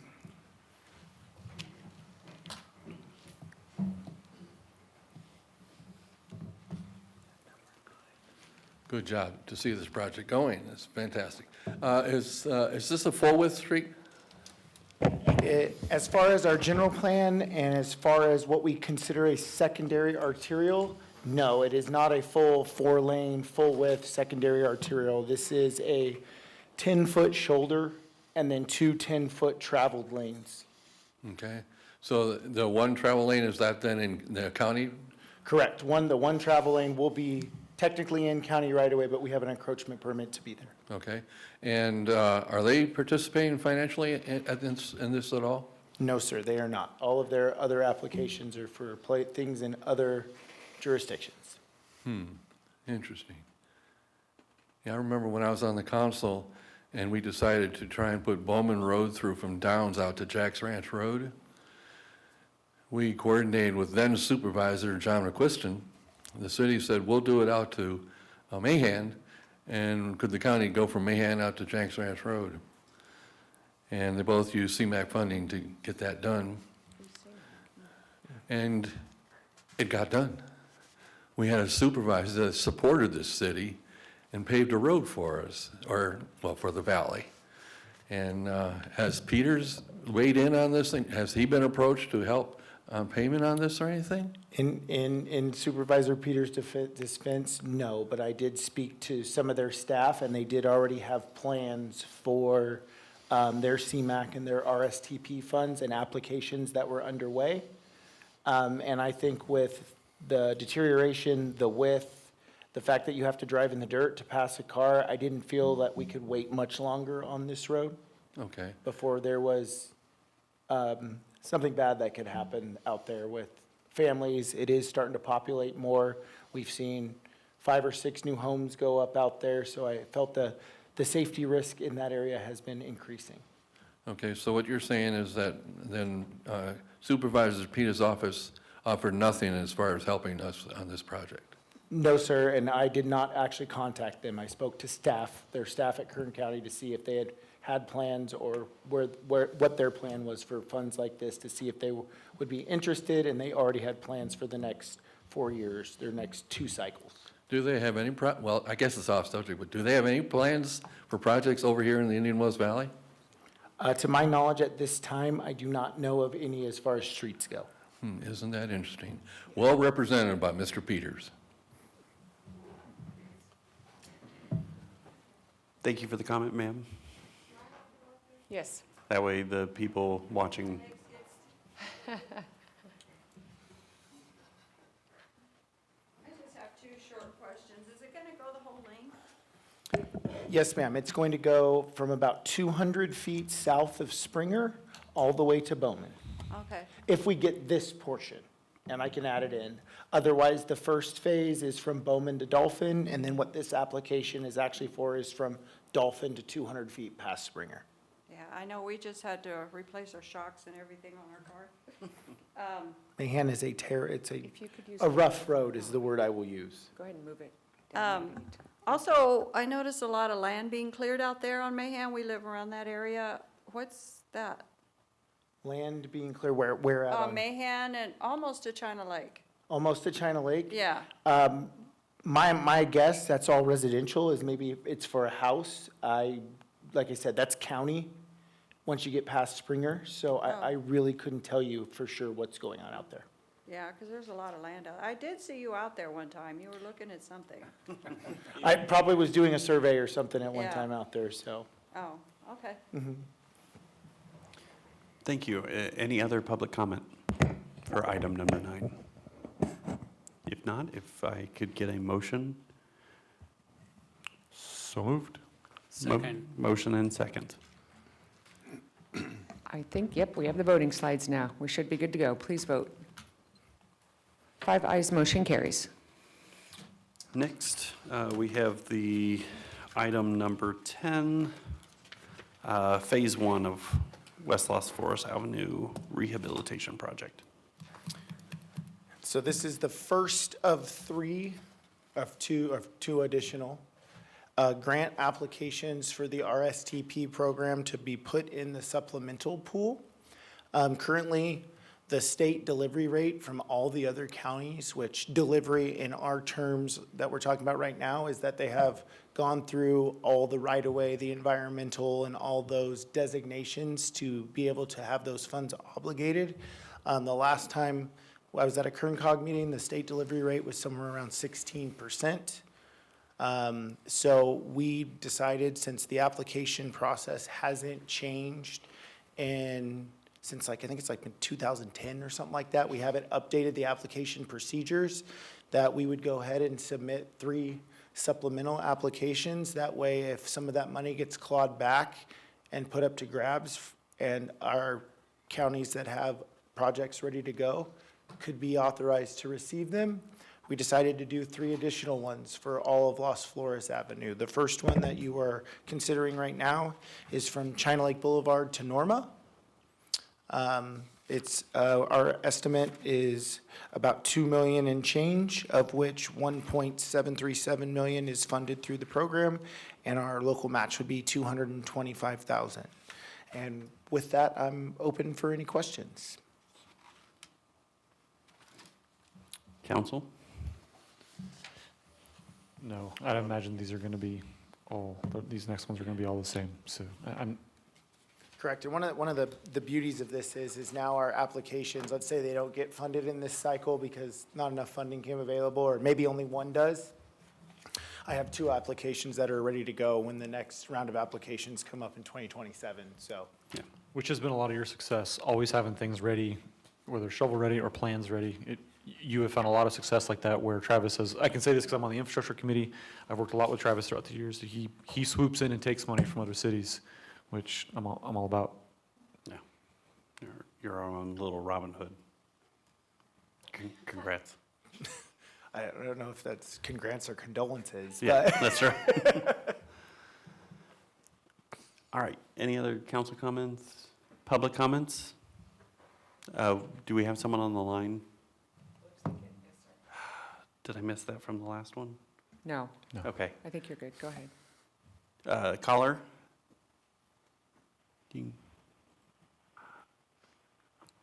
Go ahead, caller.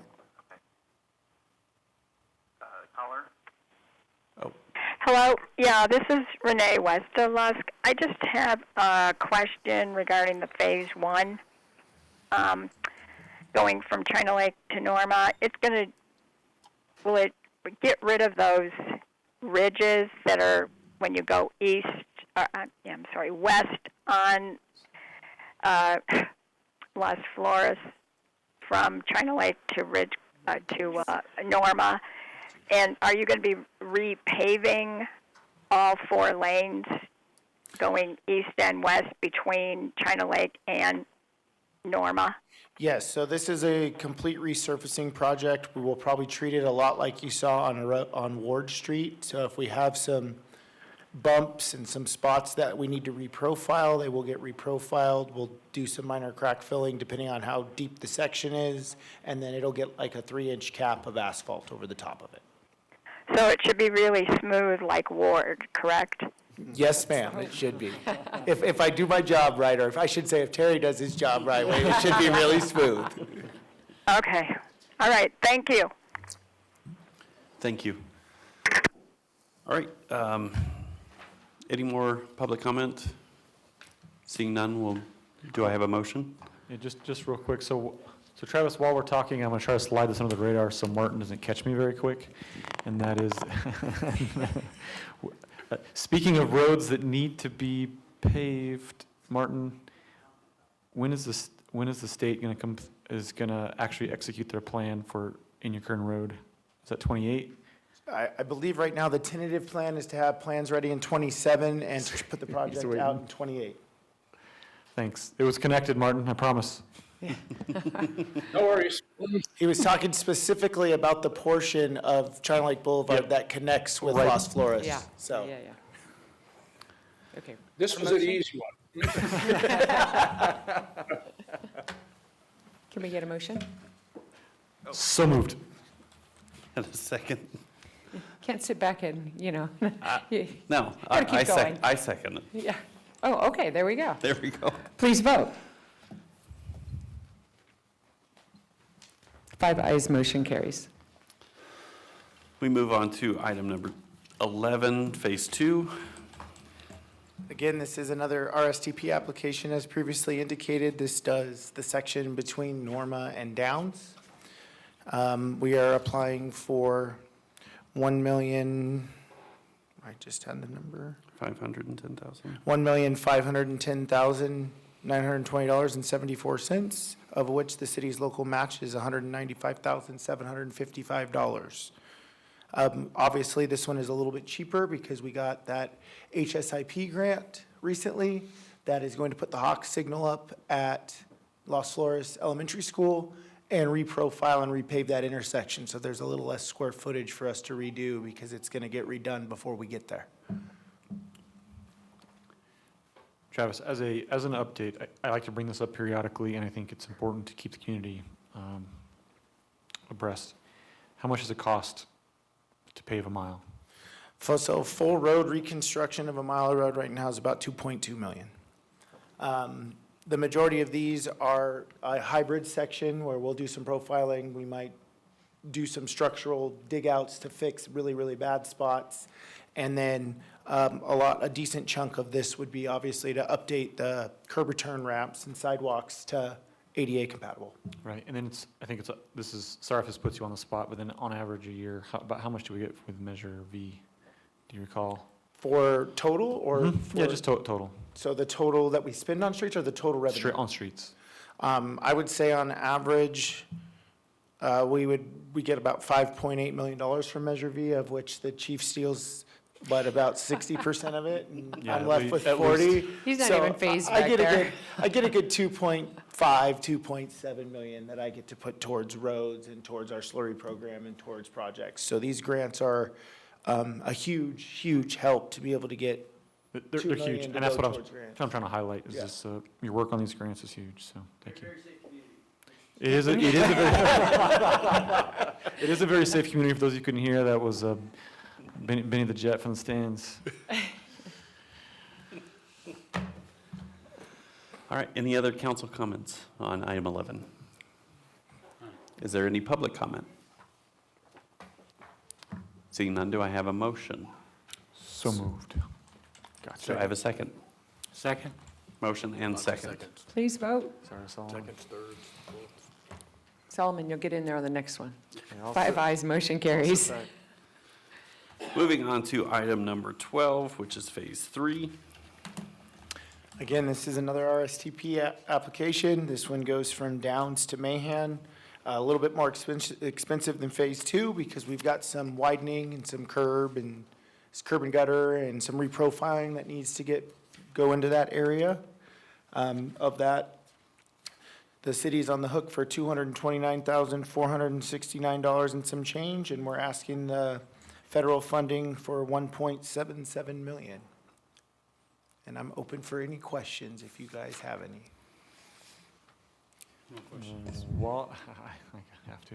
So while you're working on these streets, are you still in execution? And we probably talked about this, gosh, years and years ago.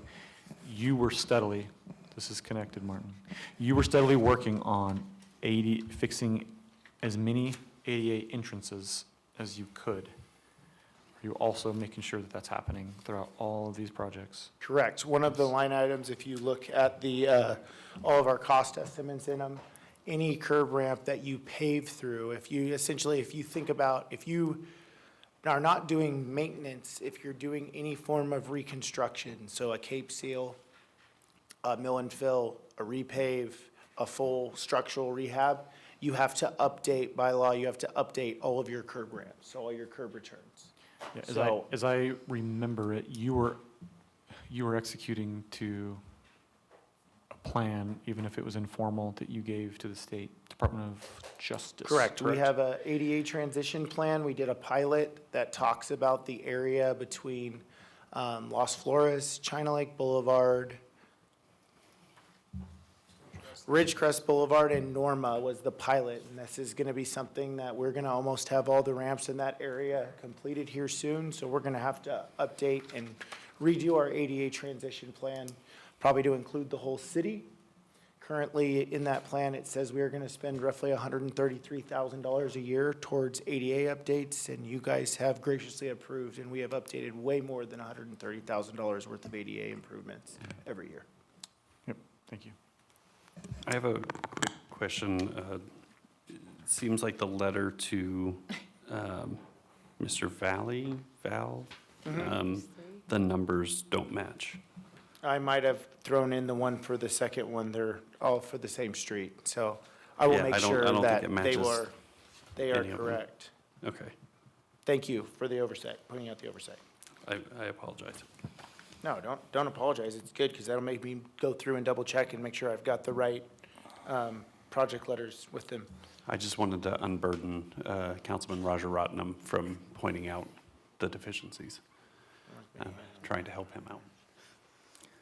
While you're checking, I'll jump in, and along that length of Los Flores, there used to be, I don't know if the sign is still there, one of the most unique signs in the city.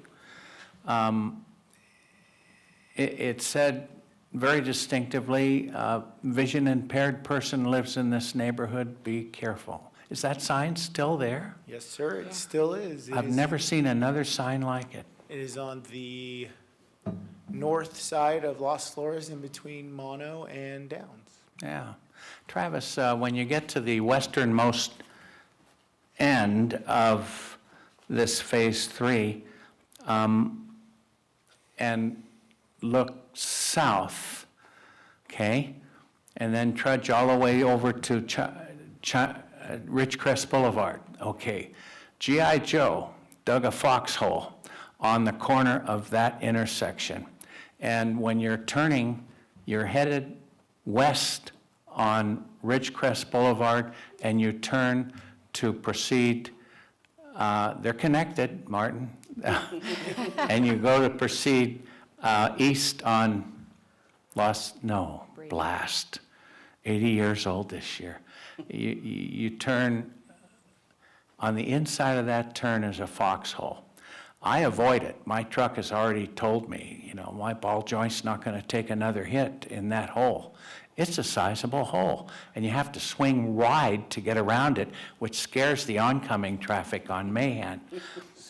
It gets me completely awake in the morning, so I depend upon it. So you're But- talking about the south side of Los Flores at Mahan, right, where the dirt protrudes out? It's really at Mahan and Ridgecrest Boulevard. Okay, I'll at get that with that intersection. tomorrow, and we'll get it correct. It'll take about 3 wheelbarrows full of dirt to fill that puppy up. Well, we'll put something a little better than dirt, so hopefully it doesn't pound out I within thank you. 2 Sorry to days. bother you about No, it. you're- Hold on, do you want him to fill it so that, if that's keeping you awake and keeping vigilant and alert? Oh, that's right. Yeah. Yeah. Now you're harming yourself. He'll find At something least else. it's a stop sign now. Truck suspension.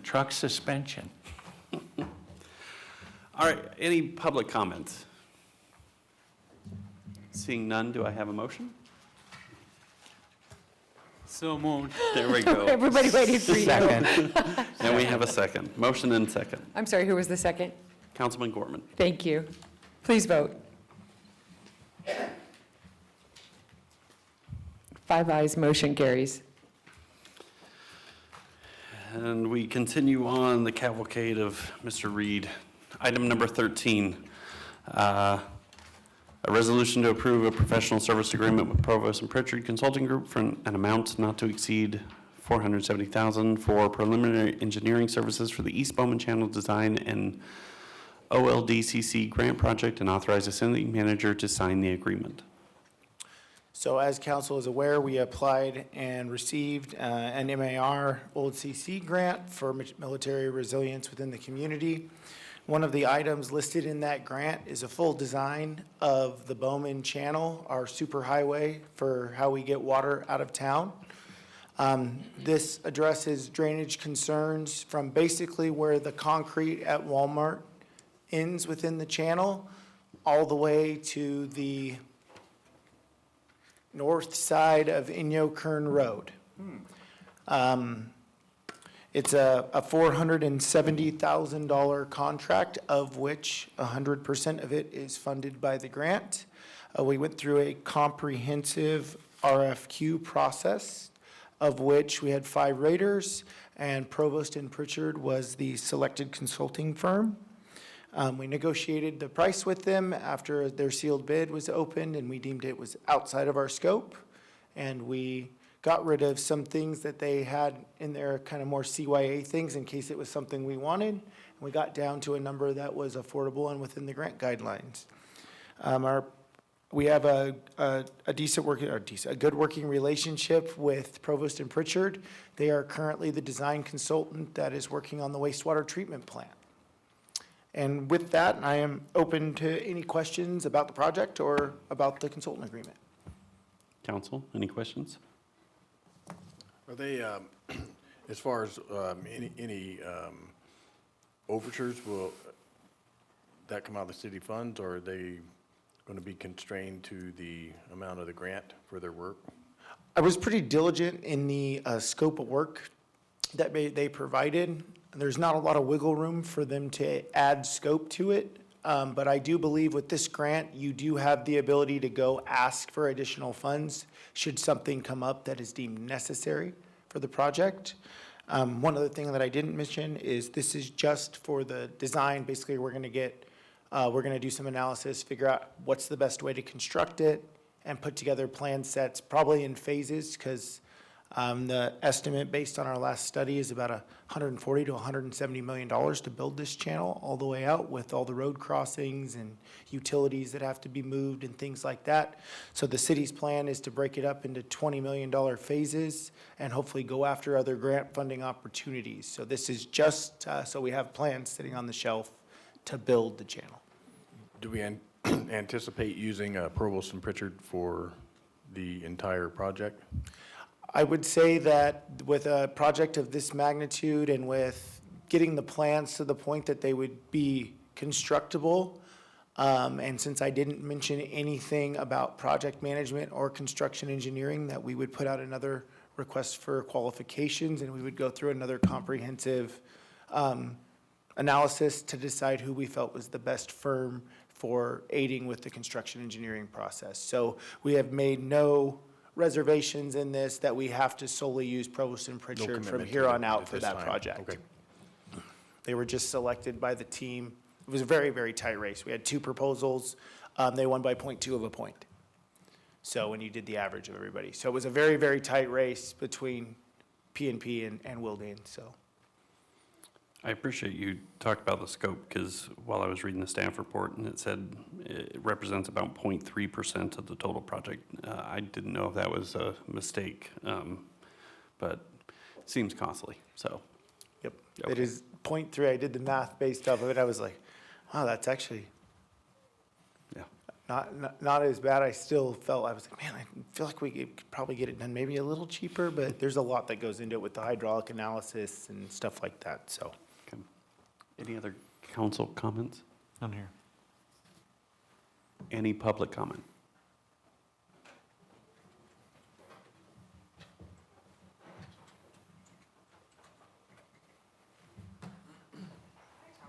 Hello. You're getting a workout tonight, Tom.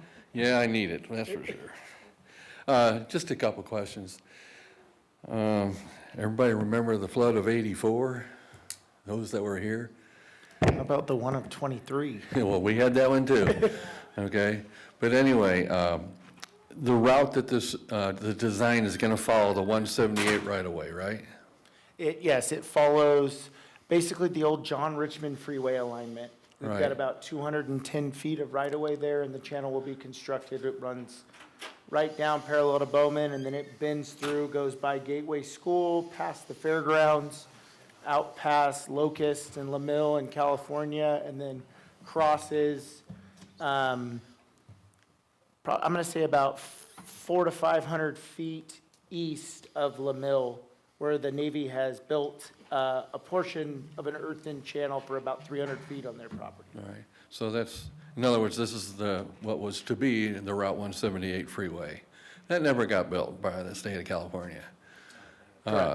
Anyway, I'm glad you're following that right away, because the other thing that was behind that was that the reason the state brought in that right away was not just to go from San Luis Obispo to Las Vegas through Ridgecrest, which would have been nice, was also to provide a route around Ridgecrest by highway 18-wheeler traffic.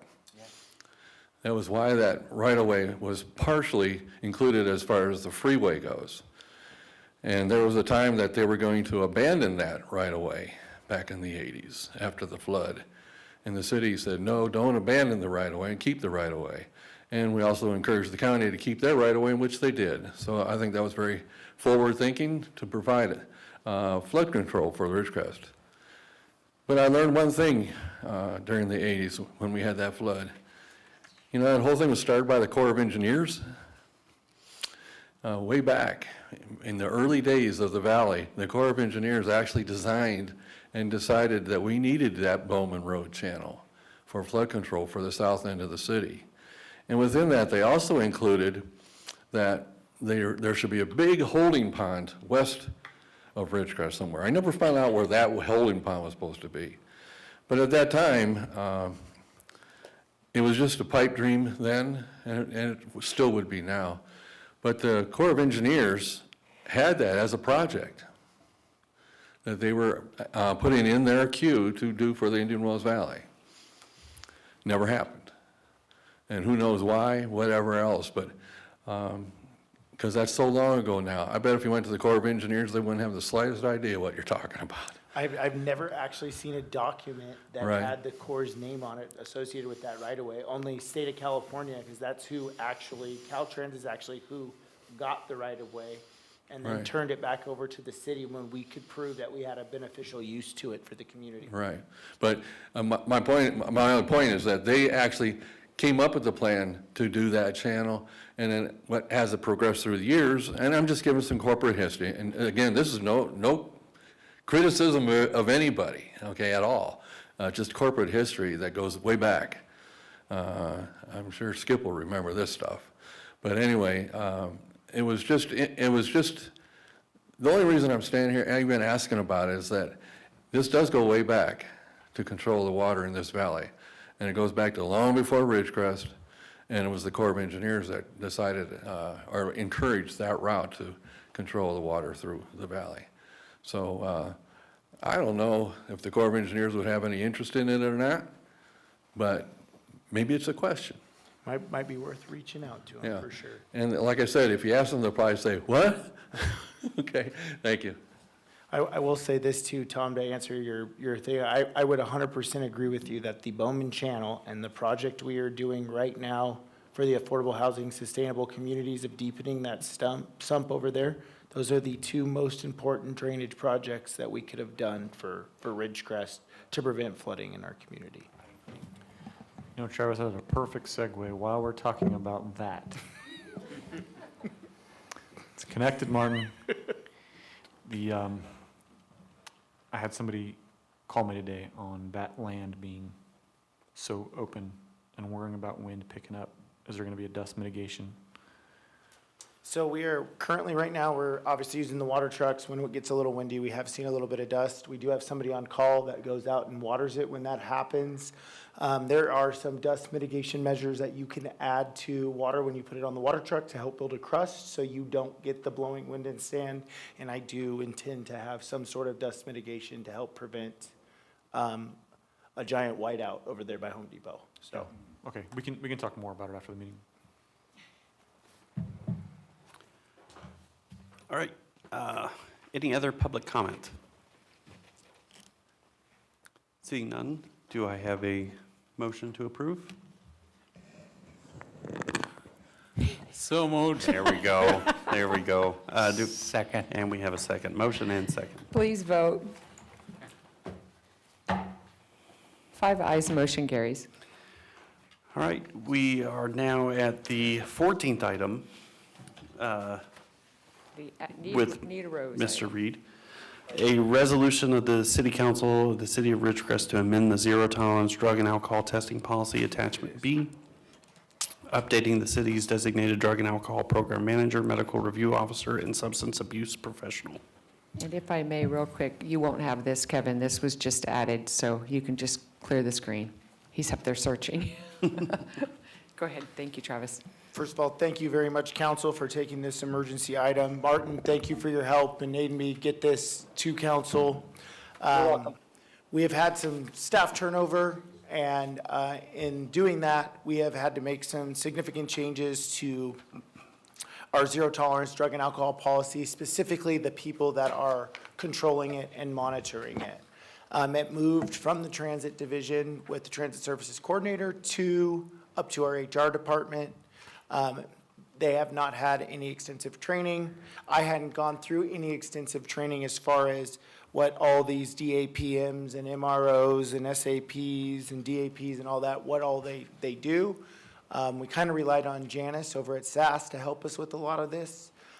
In doing this, we had a consultant come in and help us because we are under the gun for an audit that's going to happen next week. And we wanted to make sure that we had all of our ducks in a row. And one of the first things she asked us was, is who you have that is your DAPM, is your SAP, and is your MRO current in your zero tolerance policy? Of which we responded, no, it is not. She said, you will absolutely have an audit finding if that does not get corrected. So this is really a housekeeping item to update names. As you can see, we are not making any changes to the policy itself, just designating the people who are in charge and in the certain roles. With that, I'm open for any questions. And again, Martin, thank you for your help in being able to get this on here. Appreciate it. Got a quick question for you, Travis. Mhm. And that is that, I noticed that you list the contractors specifically who you're going to be using. I just don't remember. It's been a long time since I've been involved, but if I remember right, DOT did not require you to list specific contractors, like who you're going to be using for the services. Correct, but we do not answer to DOT. This is specifically set up to meet our FTA, the Federal Transit Authority regulation, which also satisfies us because it's more specific for the FCSMA, which is the DOT specific side of it. Okay, because in our resolution, we definitely talk about the upcoming DOT, FTA. I did use DOT as the general one, but the FTA is the portion as to why we have to name a person and where they're located. Okay, So, fair. Thanks, man. So is there a reason why, for the medical review officer, the substance abuse professional, and the certified laboratory primary specimen, that, I guess the substance abuse professional is in Palmdale, but the others are out of state? Is there, to be completely honest with you, the SAP is somebody that if somebody has a violation of the policy, in order to be eligible to keep their commercial license, they have to be able to attend an in-class session and go through a program. So we tried to keep that as close as possible to Ridgecrest. The other ones are based on our third-party vendor that we use that facilitates the testing for us, and that is the lab that she uses and contracts with. okay, thank you. Any other council comments? Any public comment? Seeing none, do I have a motion, Council Rajaratnam? You do not. Anyone? Motion to approve. Thank you, Do sir. I have a second? So move. Okay, we're going to do a roll call vote on this one, again, because it was Nita Rose, we don't have a slide. So Mayor Endicott, Aye. Mr. Blades, Aye. Mr. Rajaratnam, Aye. Mr. Heyman, Aye. Mr. Gorman, Aye. 5 ayes, motion carries. Thank you, council, for putting up with me for this long. Yeah, Appreciate no, it. it's, Good job, Joe. combat pay, I think, is what we get for this, right? Dealing We're with- going to put you in this chair next time to honor the integrity of your neck. So, I did that one time, Uh-huh. but then I realized just how bald I was. Oh. You can still see it over here. Yeah. I was watching. Put the camera, TV land. It doesn't matter. All right, moving on to committee reports. We have the Economic Development Committee. Its next meeting is August 4th in City Hall Conference Room B on the first floor at 5:15. The Finance Committee, do we have a report from their July 8th meeting? Yes. Overall, finances are strong. TOT is up. The general fund, Measure P, Measure V, are down slightly as expected. We attribute that to the wind down on the base, so we're looking in the future to see if that kind of stabilizes out. And I have nothing further to report. Okay. Infrastructure meeting, its next meeting will be July 24th at 5 p.m. That is a note for Mayor Endicott in City Hall Conference Room B. And Parks, Rec, and Quality of Life, their next meeting is August 5th at 5:30 here in City Hall Council Chambers. Do we have any other committees, boards, or commissions?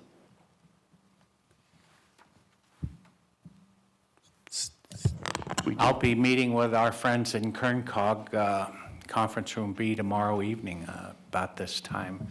And Friday, I'll be traveling to Lancaster to get together with League of California Cities Desert Mountain Group downtown at the museum.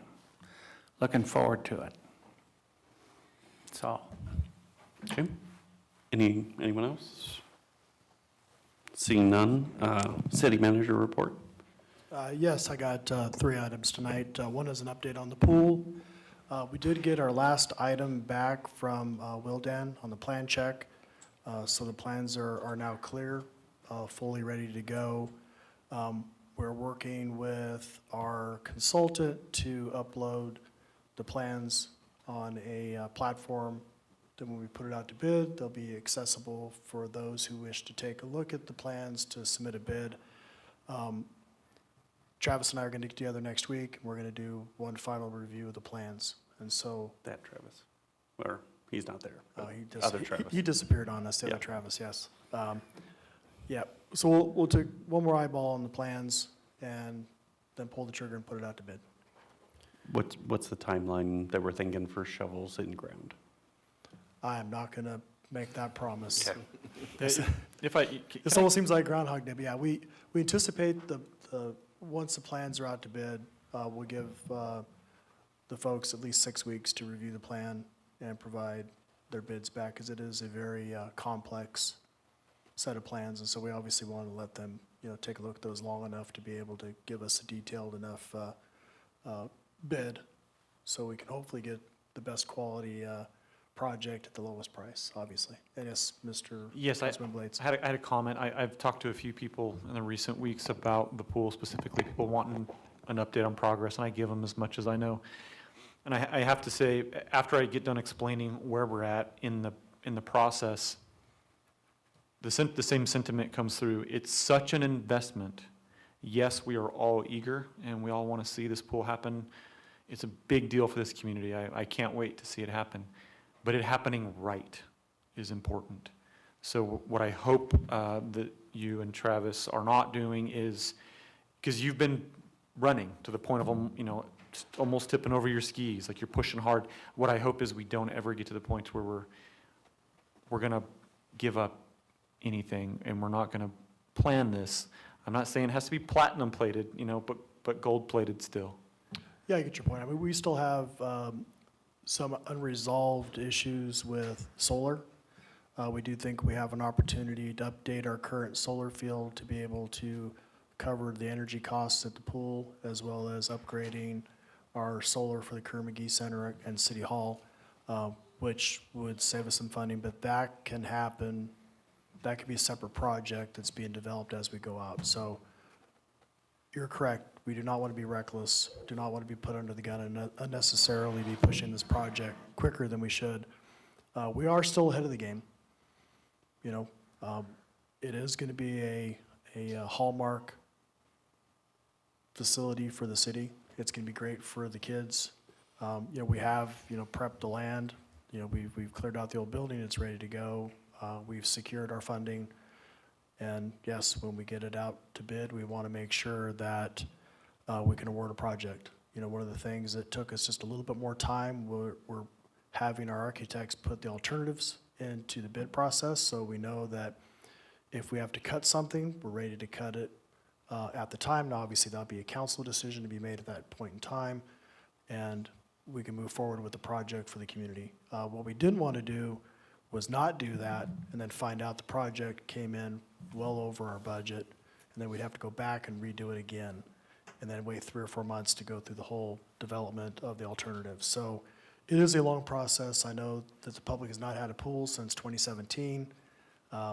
They're getting impatient, but I will tell you though, this is a project that the city and the city council want to move forward to the public, and this is not something that we are not pushing as hard as we can, but also not being, reckless in the meantime. So we're getting close. Obviously, once we select a contractor to build, who knows? One of the first things we're probably going to order is switchgear, because there's still an issue on that.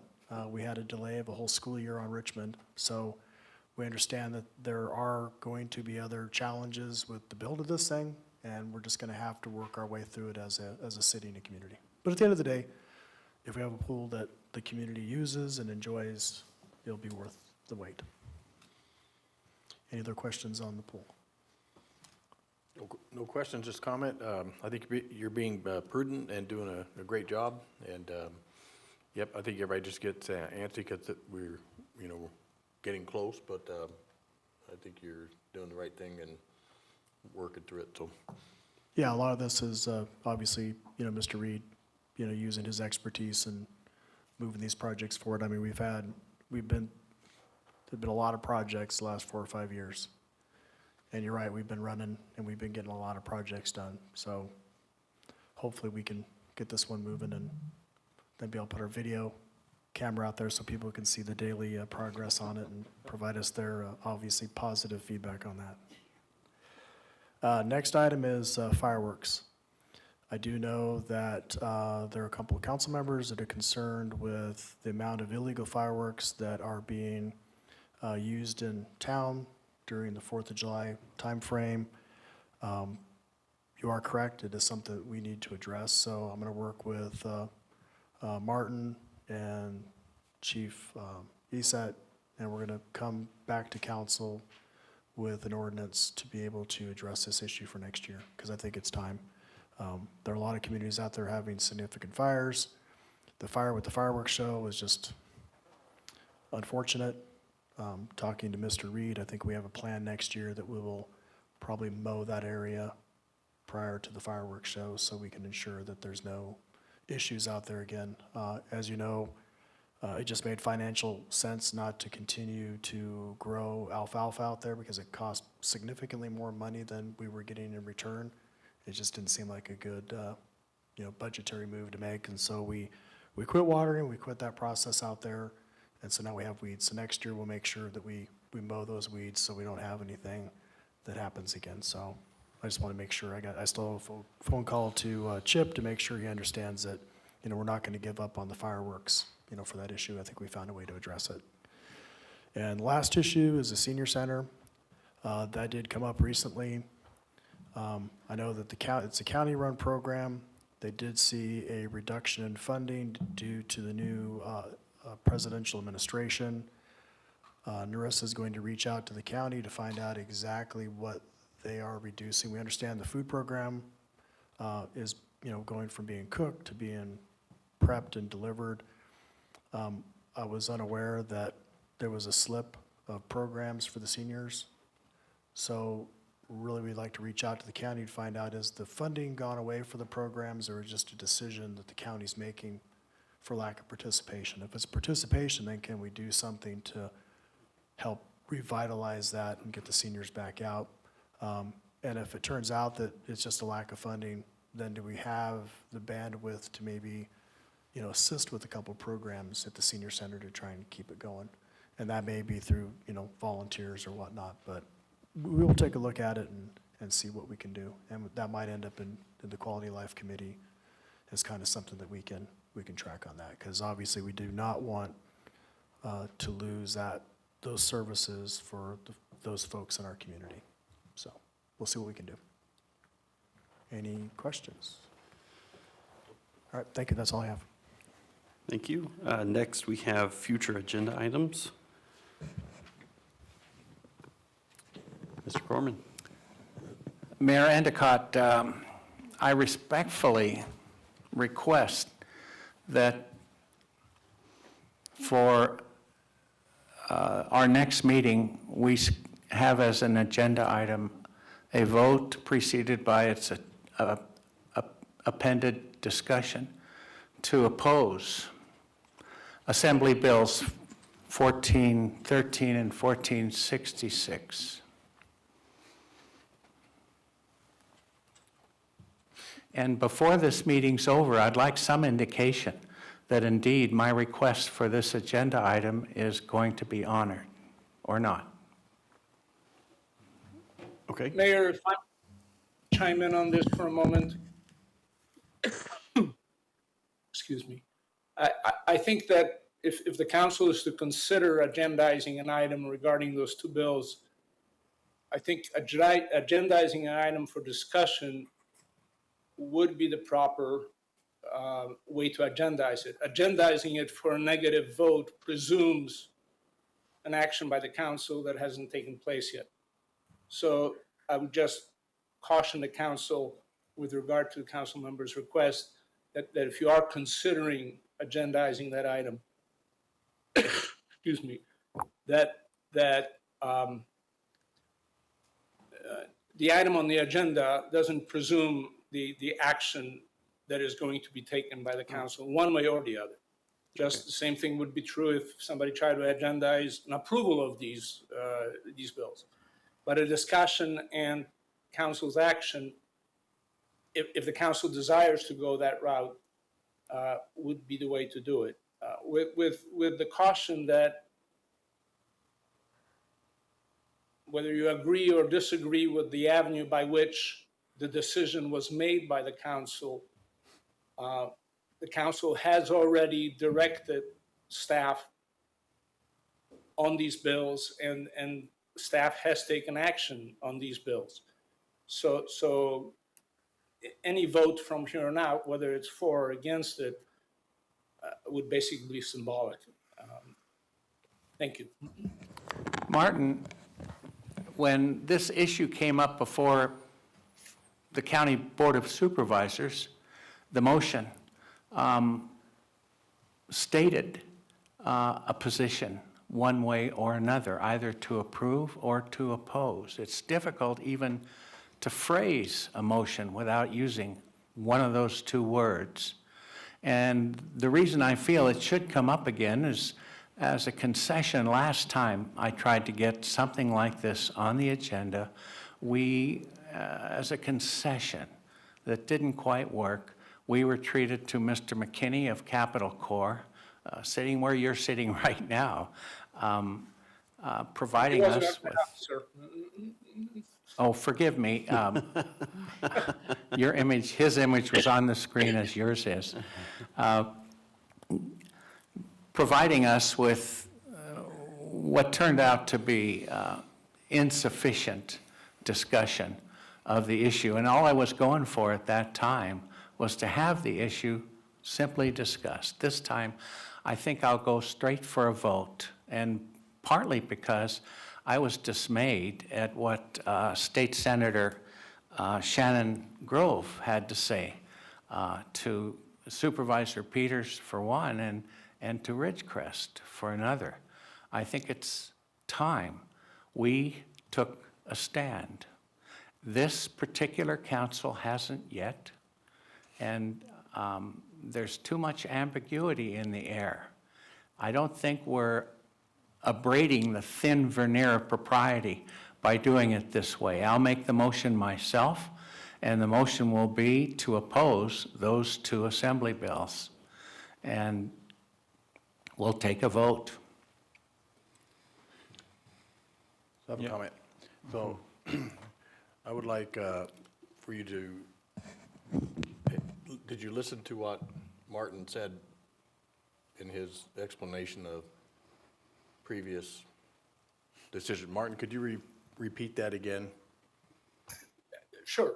The council has already taken action on this. Whether you agree or disagree with the method, whether you understand or don't understand how closed session works, staff was directed as part of litigation strategy to support and to do what we've been doing with connection with these bills. So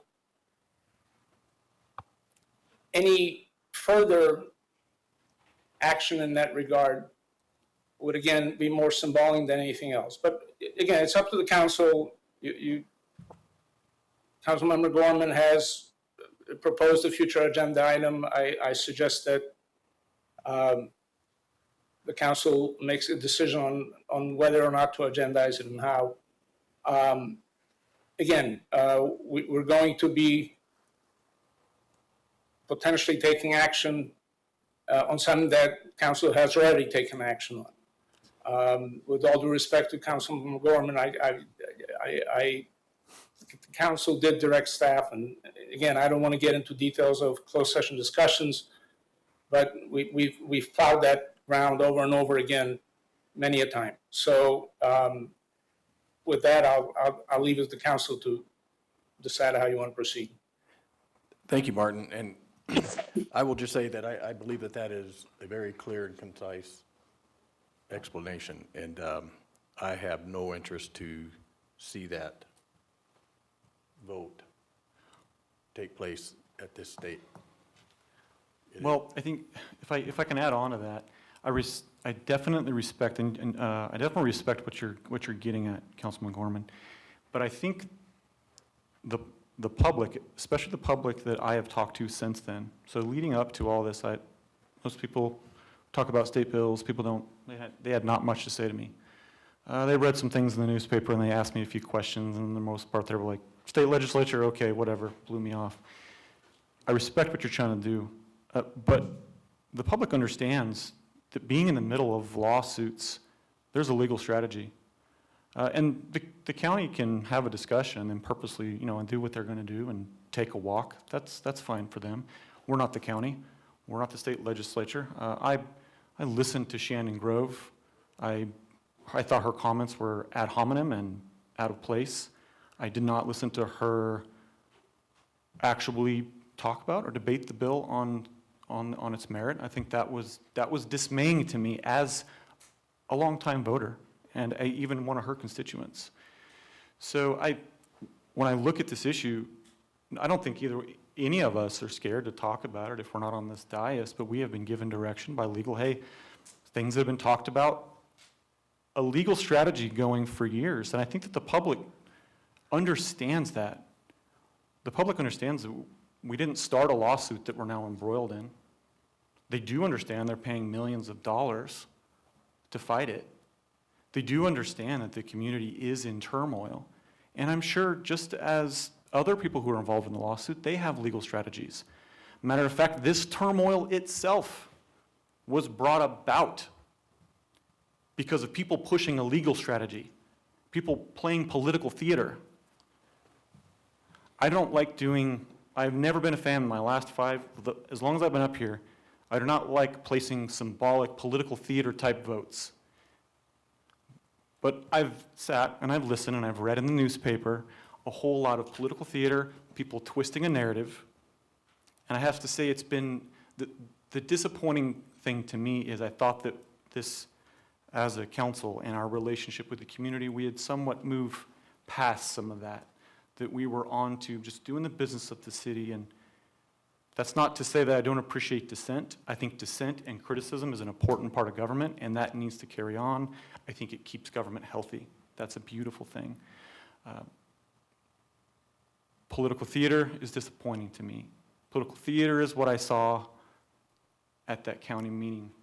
Political theater is what I saw when I saw our supervisor going to bat for this community, working hard to push, by the way, he happens to be from an ag county, but our supervisor, at great risk to himself, still championed this community up at the state. And I couldn't have been more proud of him doing that, pushing for positive change at the state from a conservative county, from an ag county. Our supervisor, I was very proud of him. So I genuinely do respect what you're getting at. You're saying, hey, there's some turmoil in the public that people would like to know more. I think everybody genuinely understands, especially, well, oh my gosh, Tom, you were on the council. Things end up, if you were in any board or in any situation, you understand that there are legal strategies. You understand that sometimes there are things you have to talk about behind closed doors. That is, I think the public understands that. What they expect us to do, I believe, and I've always believed that, is to do our job. We get up here, we do our job, we get the business of the city done. Councilman Blades, I think that the discussion that we've been having very briefly and may continue to have if Chairman were to allow it, but that discussion would naturally follow after the motion for a vote, the next council meeting. And they're refreshing when we, right as we're doing now, have a back and forth and chat about the issue as we're doing now, which is one of the reasons why I wanted this agenda item, is to get a natural dialogue going. And indeed, the discussion would necessarily follow after a motion is made and prior to a vote, if it's on the agenda for our next meeting, not now. And if I may jump in here for a moment, just to clarify something. the discussion we're having now is not about the vote or the reasons, the way the council voted or the strategy. The discussion we're having now is whether or not to agendize it and about That's right. whether or not. And hang on just one second, please. Sorry, sir.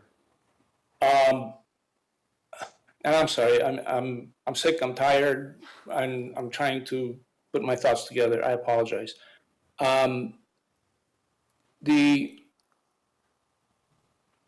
Mr. Wicknick was right.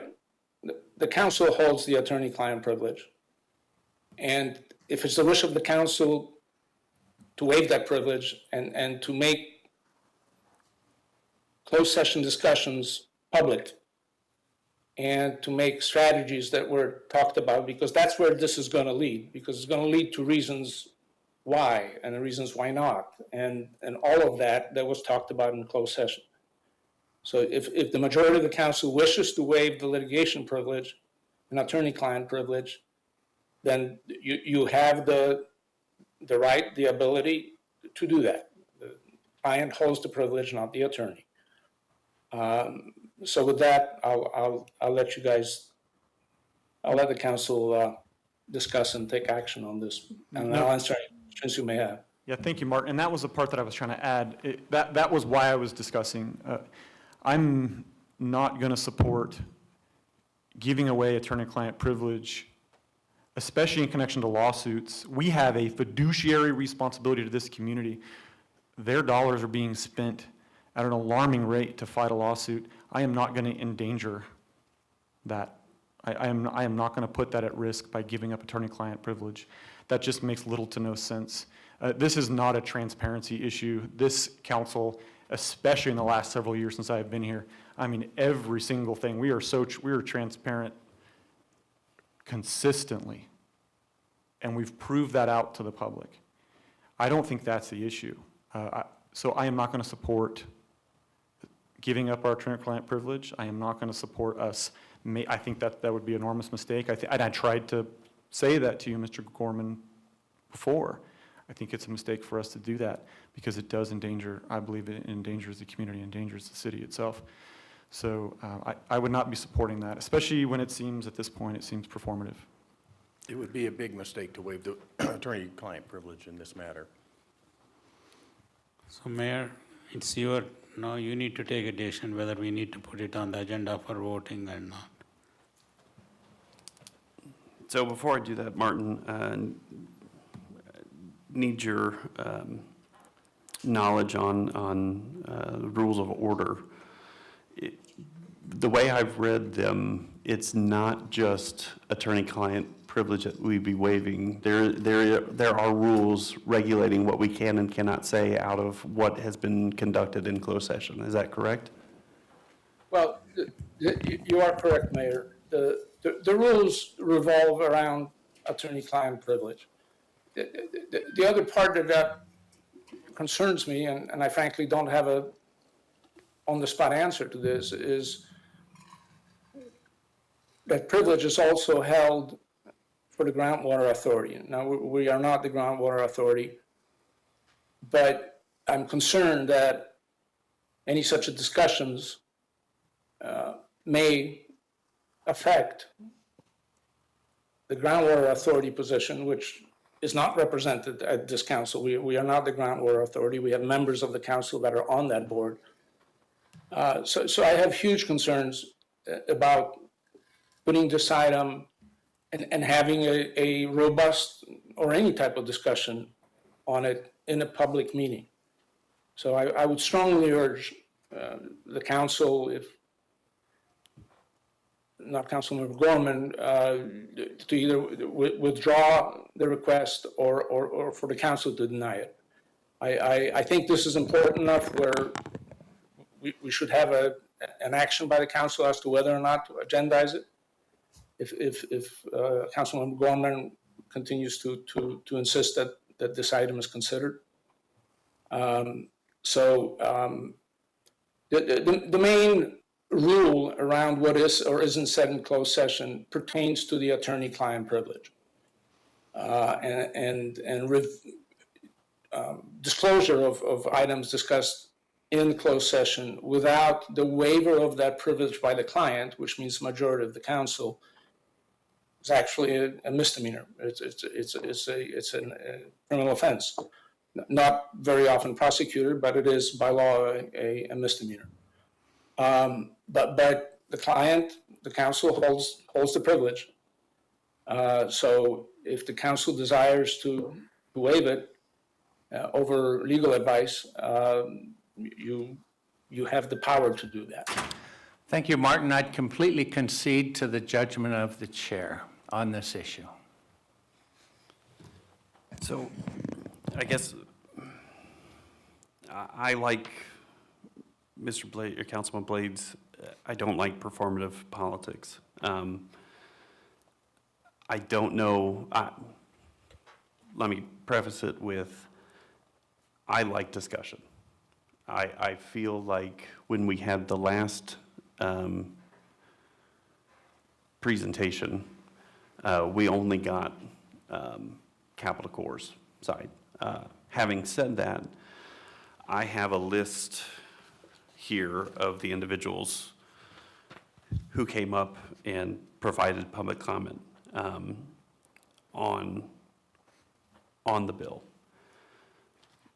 If I'm not mistaken, the bill has passed multiple committees. It's going to be a Senate vote sometime soon. It's already passed the House, correct? Correct. The judiciary was passed yesterday. In the Senate? Yeah, it passed the Assembly. It's currently in the Senate. So, I mean, if It should be to a floor vote in August. Okay. The Senate and the Assembly are on a current 2-week break. That's why they went to about 1 in the morning last night. Okay. And the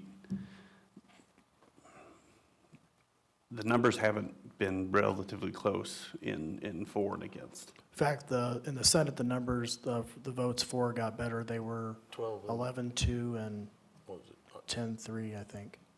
Yeah, 10-3 and 12-2. Right. Yeah. So I don't necessarily know what a vote would do. I don't like just a professional stance, probably not putting it on as a discussion with the opposition narrative.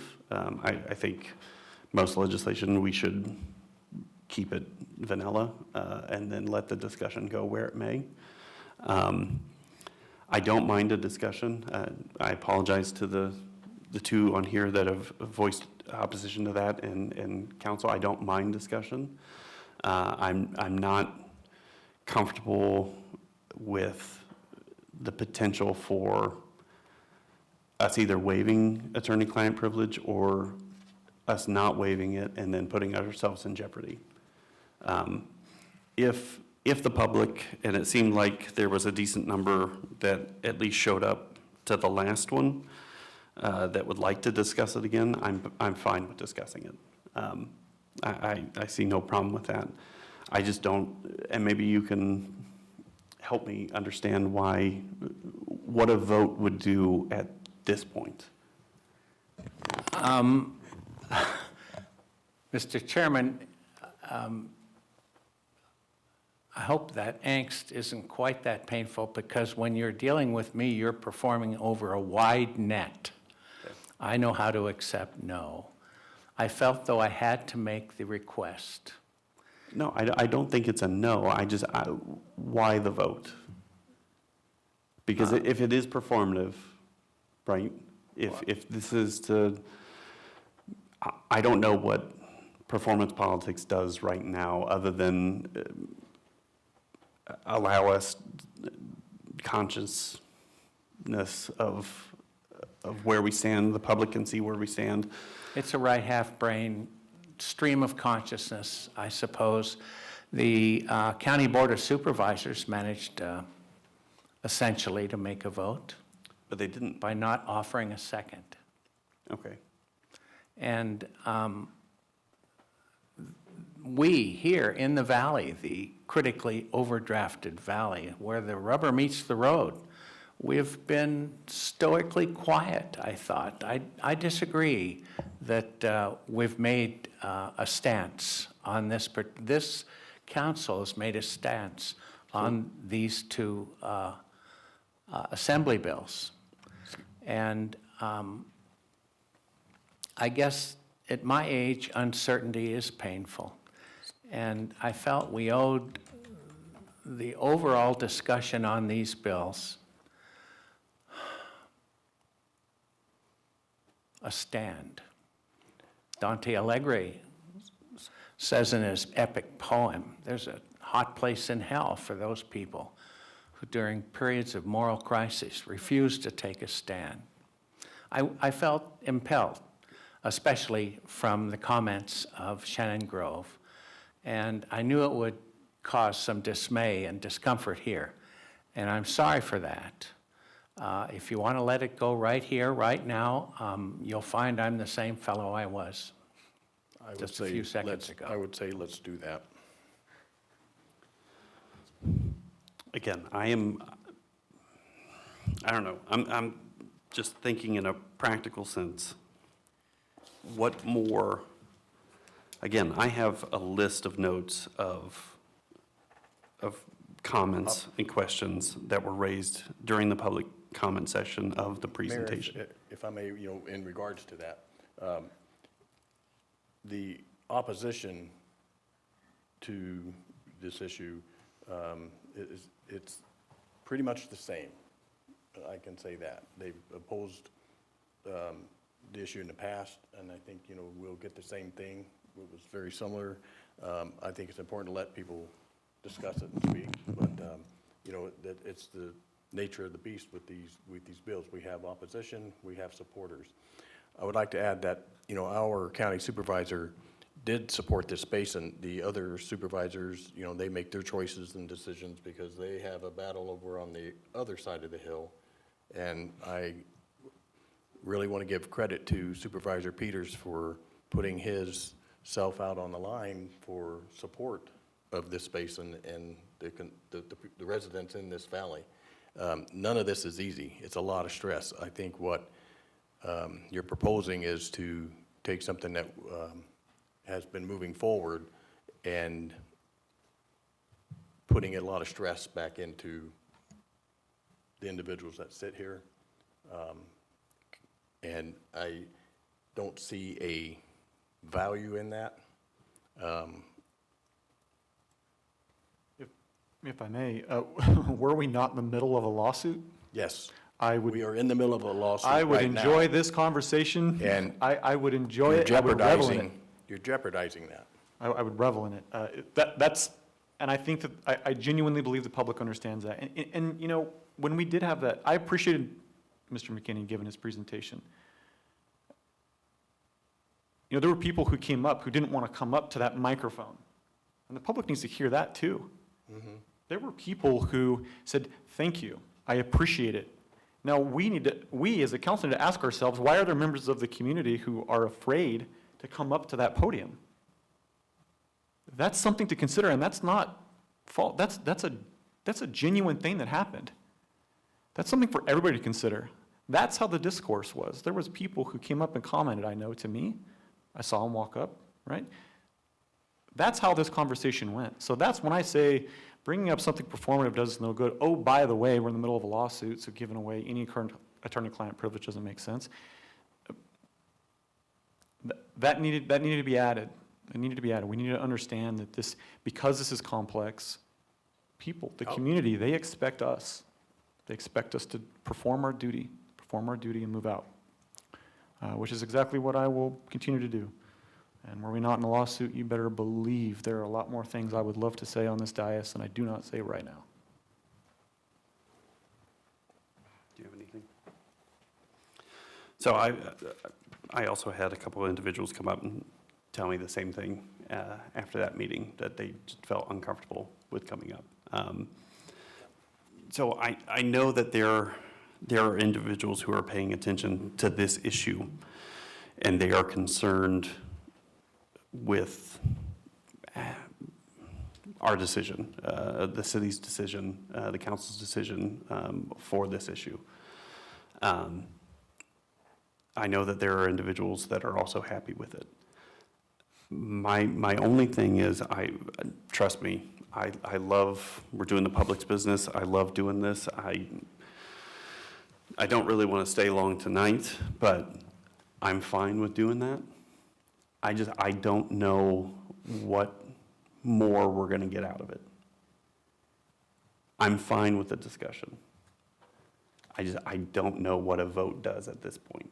I honestly, I feel like we're too far down that trail that even if we all 5 of us voted no in support of AB 1413, I don't know what happens with that. Okay. So if you want to have a discussion, I will support you in having a discussion. If you wanted purely a vote, I don't know what it does.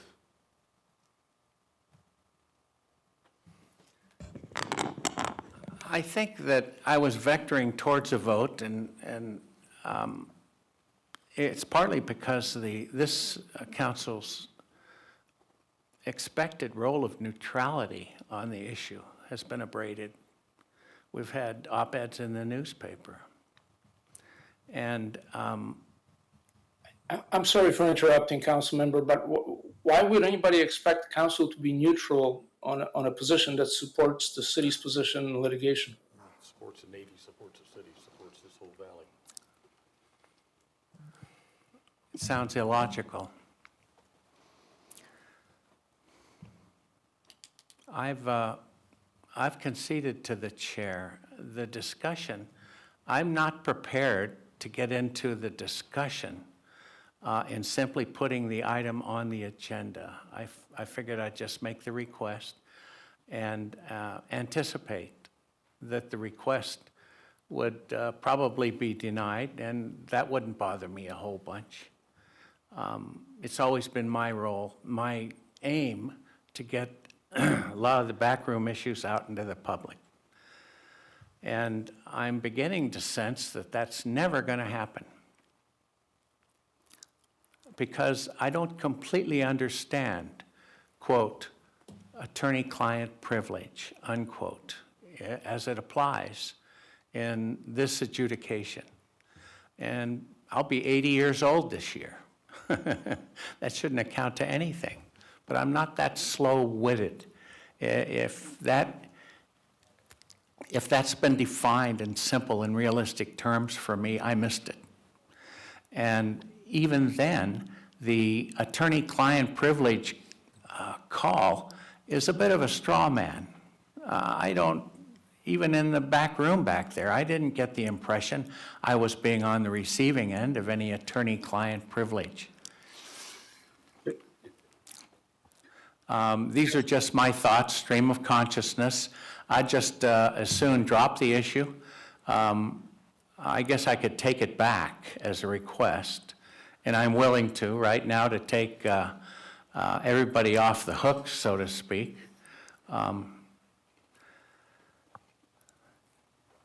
And I will, indeed. I take it back. I appreciate it greatly. Thank you. Oh, you're welcome.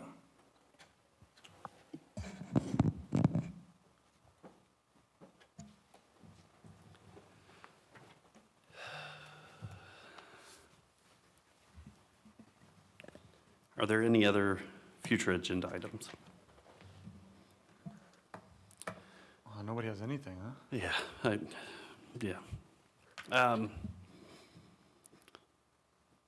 We will talk about the rules of conduct and order on August 20th. You know how your dad says he's disappointed in you and it hurts worse? I feel like I've just let down Councilman Gorman. One future agenda item that I would like to make, and hopefully we can cover that in quality of life, is working on getting the 4th celebration on the 4th, seeing what we can do. with the Friends of the Fair.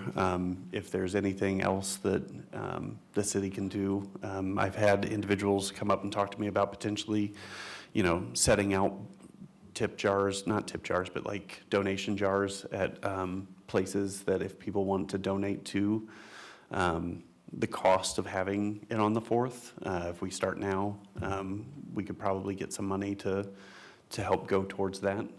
That is something that we used to have in the past.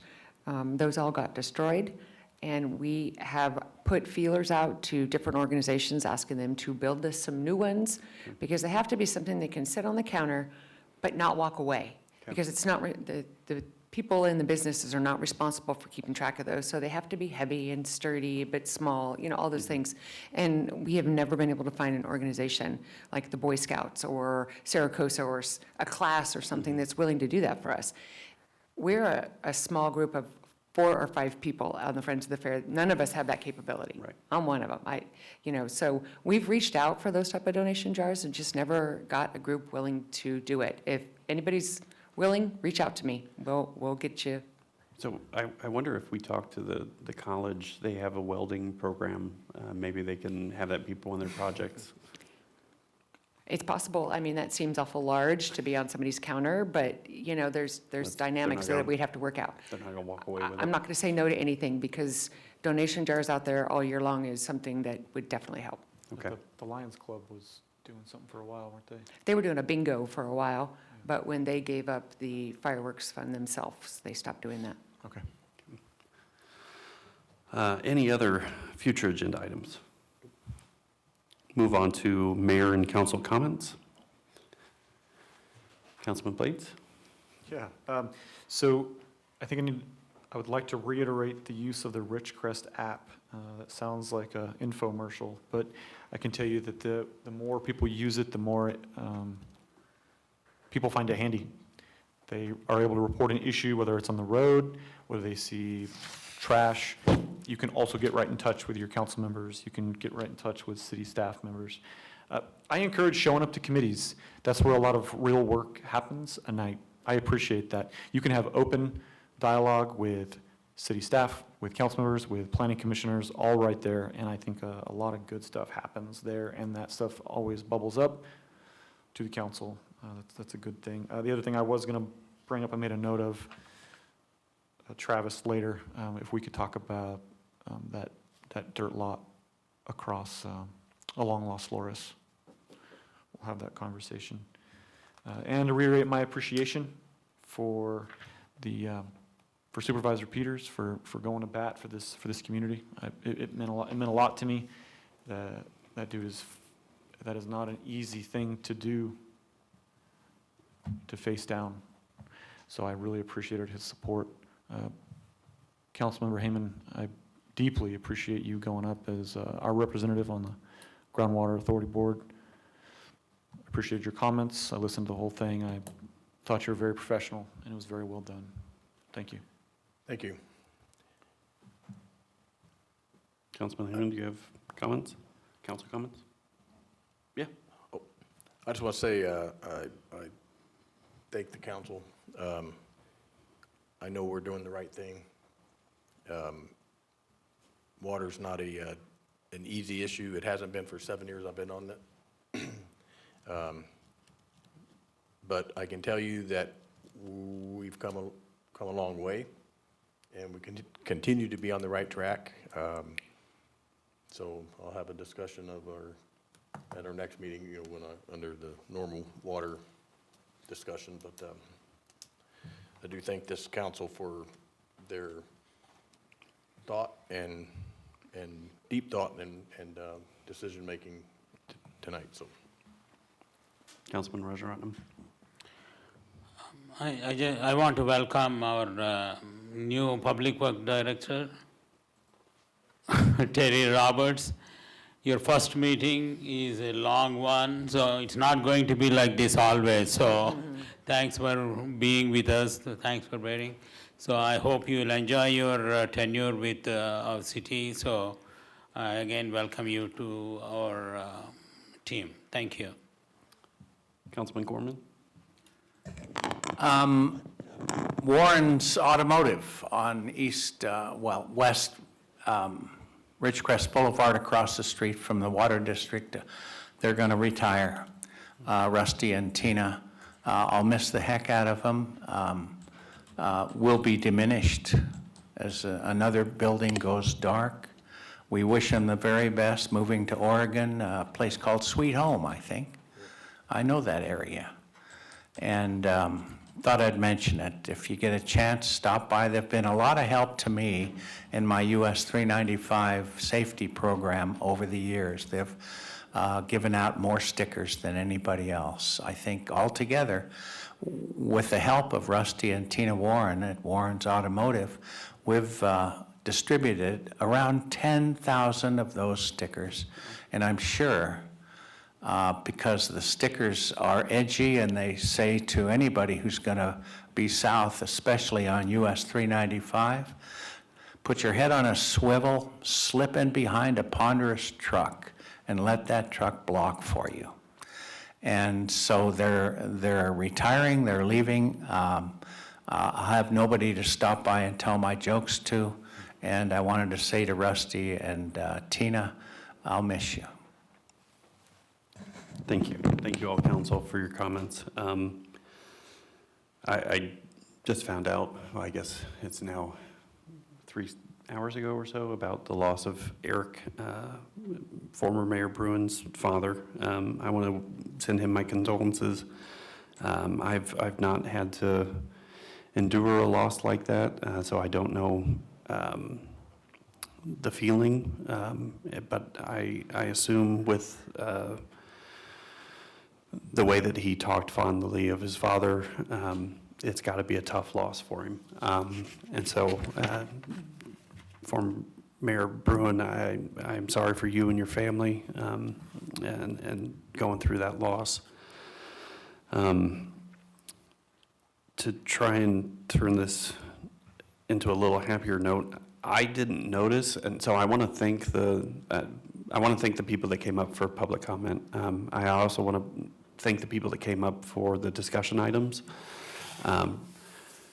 Because it takes courage, again, to stand up and to speak your mind about issues that you're passionate about. But more importantly, you all made Mr. Reed turn his head, and I got to see a sunburn of his hat.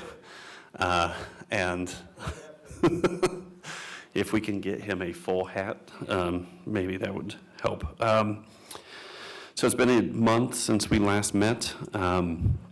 We had our Ridgecrest Pride event, same day as the fireworks. Had a decent turnout for that. I was happy to see everyone out there. There were a lot of vendors. I was able to get my daughter a stuffed animal. It was a really nice event. And the 4th of July celebration, that was my first time going in person. I don't know if anyone saw what I was wearing, but I want to point out that you saw it. Did you like it? The jumper, yeah. Do you want to wear one with me next year? Okay.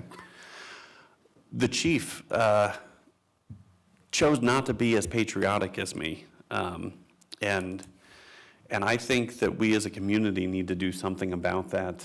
Maybe we can pick the outfit for the chief next year, and we can have, because the RPD's Facebook is so fun. I'm sure that we can get RPD to help us in determining what the chief will wear for the celebration next year. Let's base it on the amount of donations we get for the fireworks. Okay, all right. Okay. I will join you with that. I have no pride or shame. So I'll throw my hat in the ring to do that as well.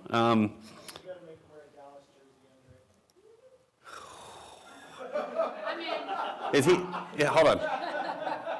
Will he just set ablaze from that lack of winning? Nope, nothing. All right, go Birds. Next, My son is at football camp at San Diego State right now, so in my mind, I'm thinking of football. Actually, after this meeting, I'm driving down to San Diego so that I can see him in his final scrimmage at the camp tomorrow. And so it's been tough. I've been away from him for time when I've gone on business travel, but I've missed him while he's been gone. I haven't had the regular communication that I like to have with him. But it brought to mind a football analogy of how I view this city. And really, I feel like us council, we're like the general managers. We have city manager Strand as our coach. Our players are our city staff, and they do a heck of a job, and I can't commend them enough. But the important part of this analogy is the fans. That is the constituents, that is the members of the public. We need to hear from you. And it doesn't have to be all sunshine and rainbows. You don't have to constantly compliment Councilman Blade's hair. Sorry. Listen, at every council meeting, I'm planning on commenting on your hair. So I'll take it. I'm just jealous. I'm jealous because I don't. But that fan interaction, you let us know when we're doing right and when we're doing wrong. And we as council members, we as city staff, we need that. We need to know what we need to do. And so continue to do that. Reach out. Councilman Blades mentioned the app that you can reach out to us. Please do. Yeah, that's all I have. I want to thank everyone again for showing up. Appreciate it, and we will adjourn and see you August 6th, right here.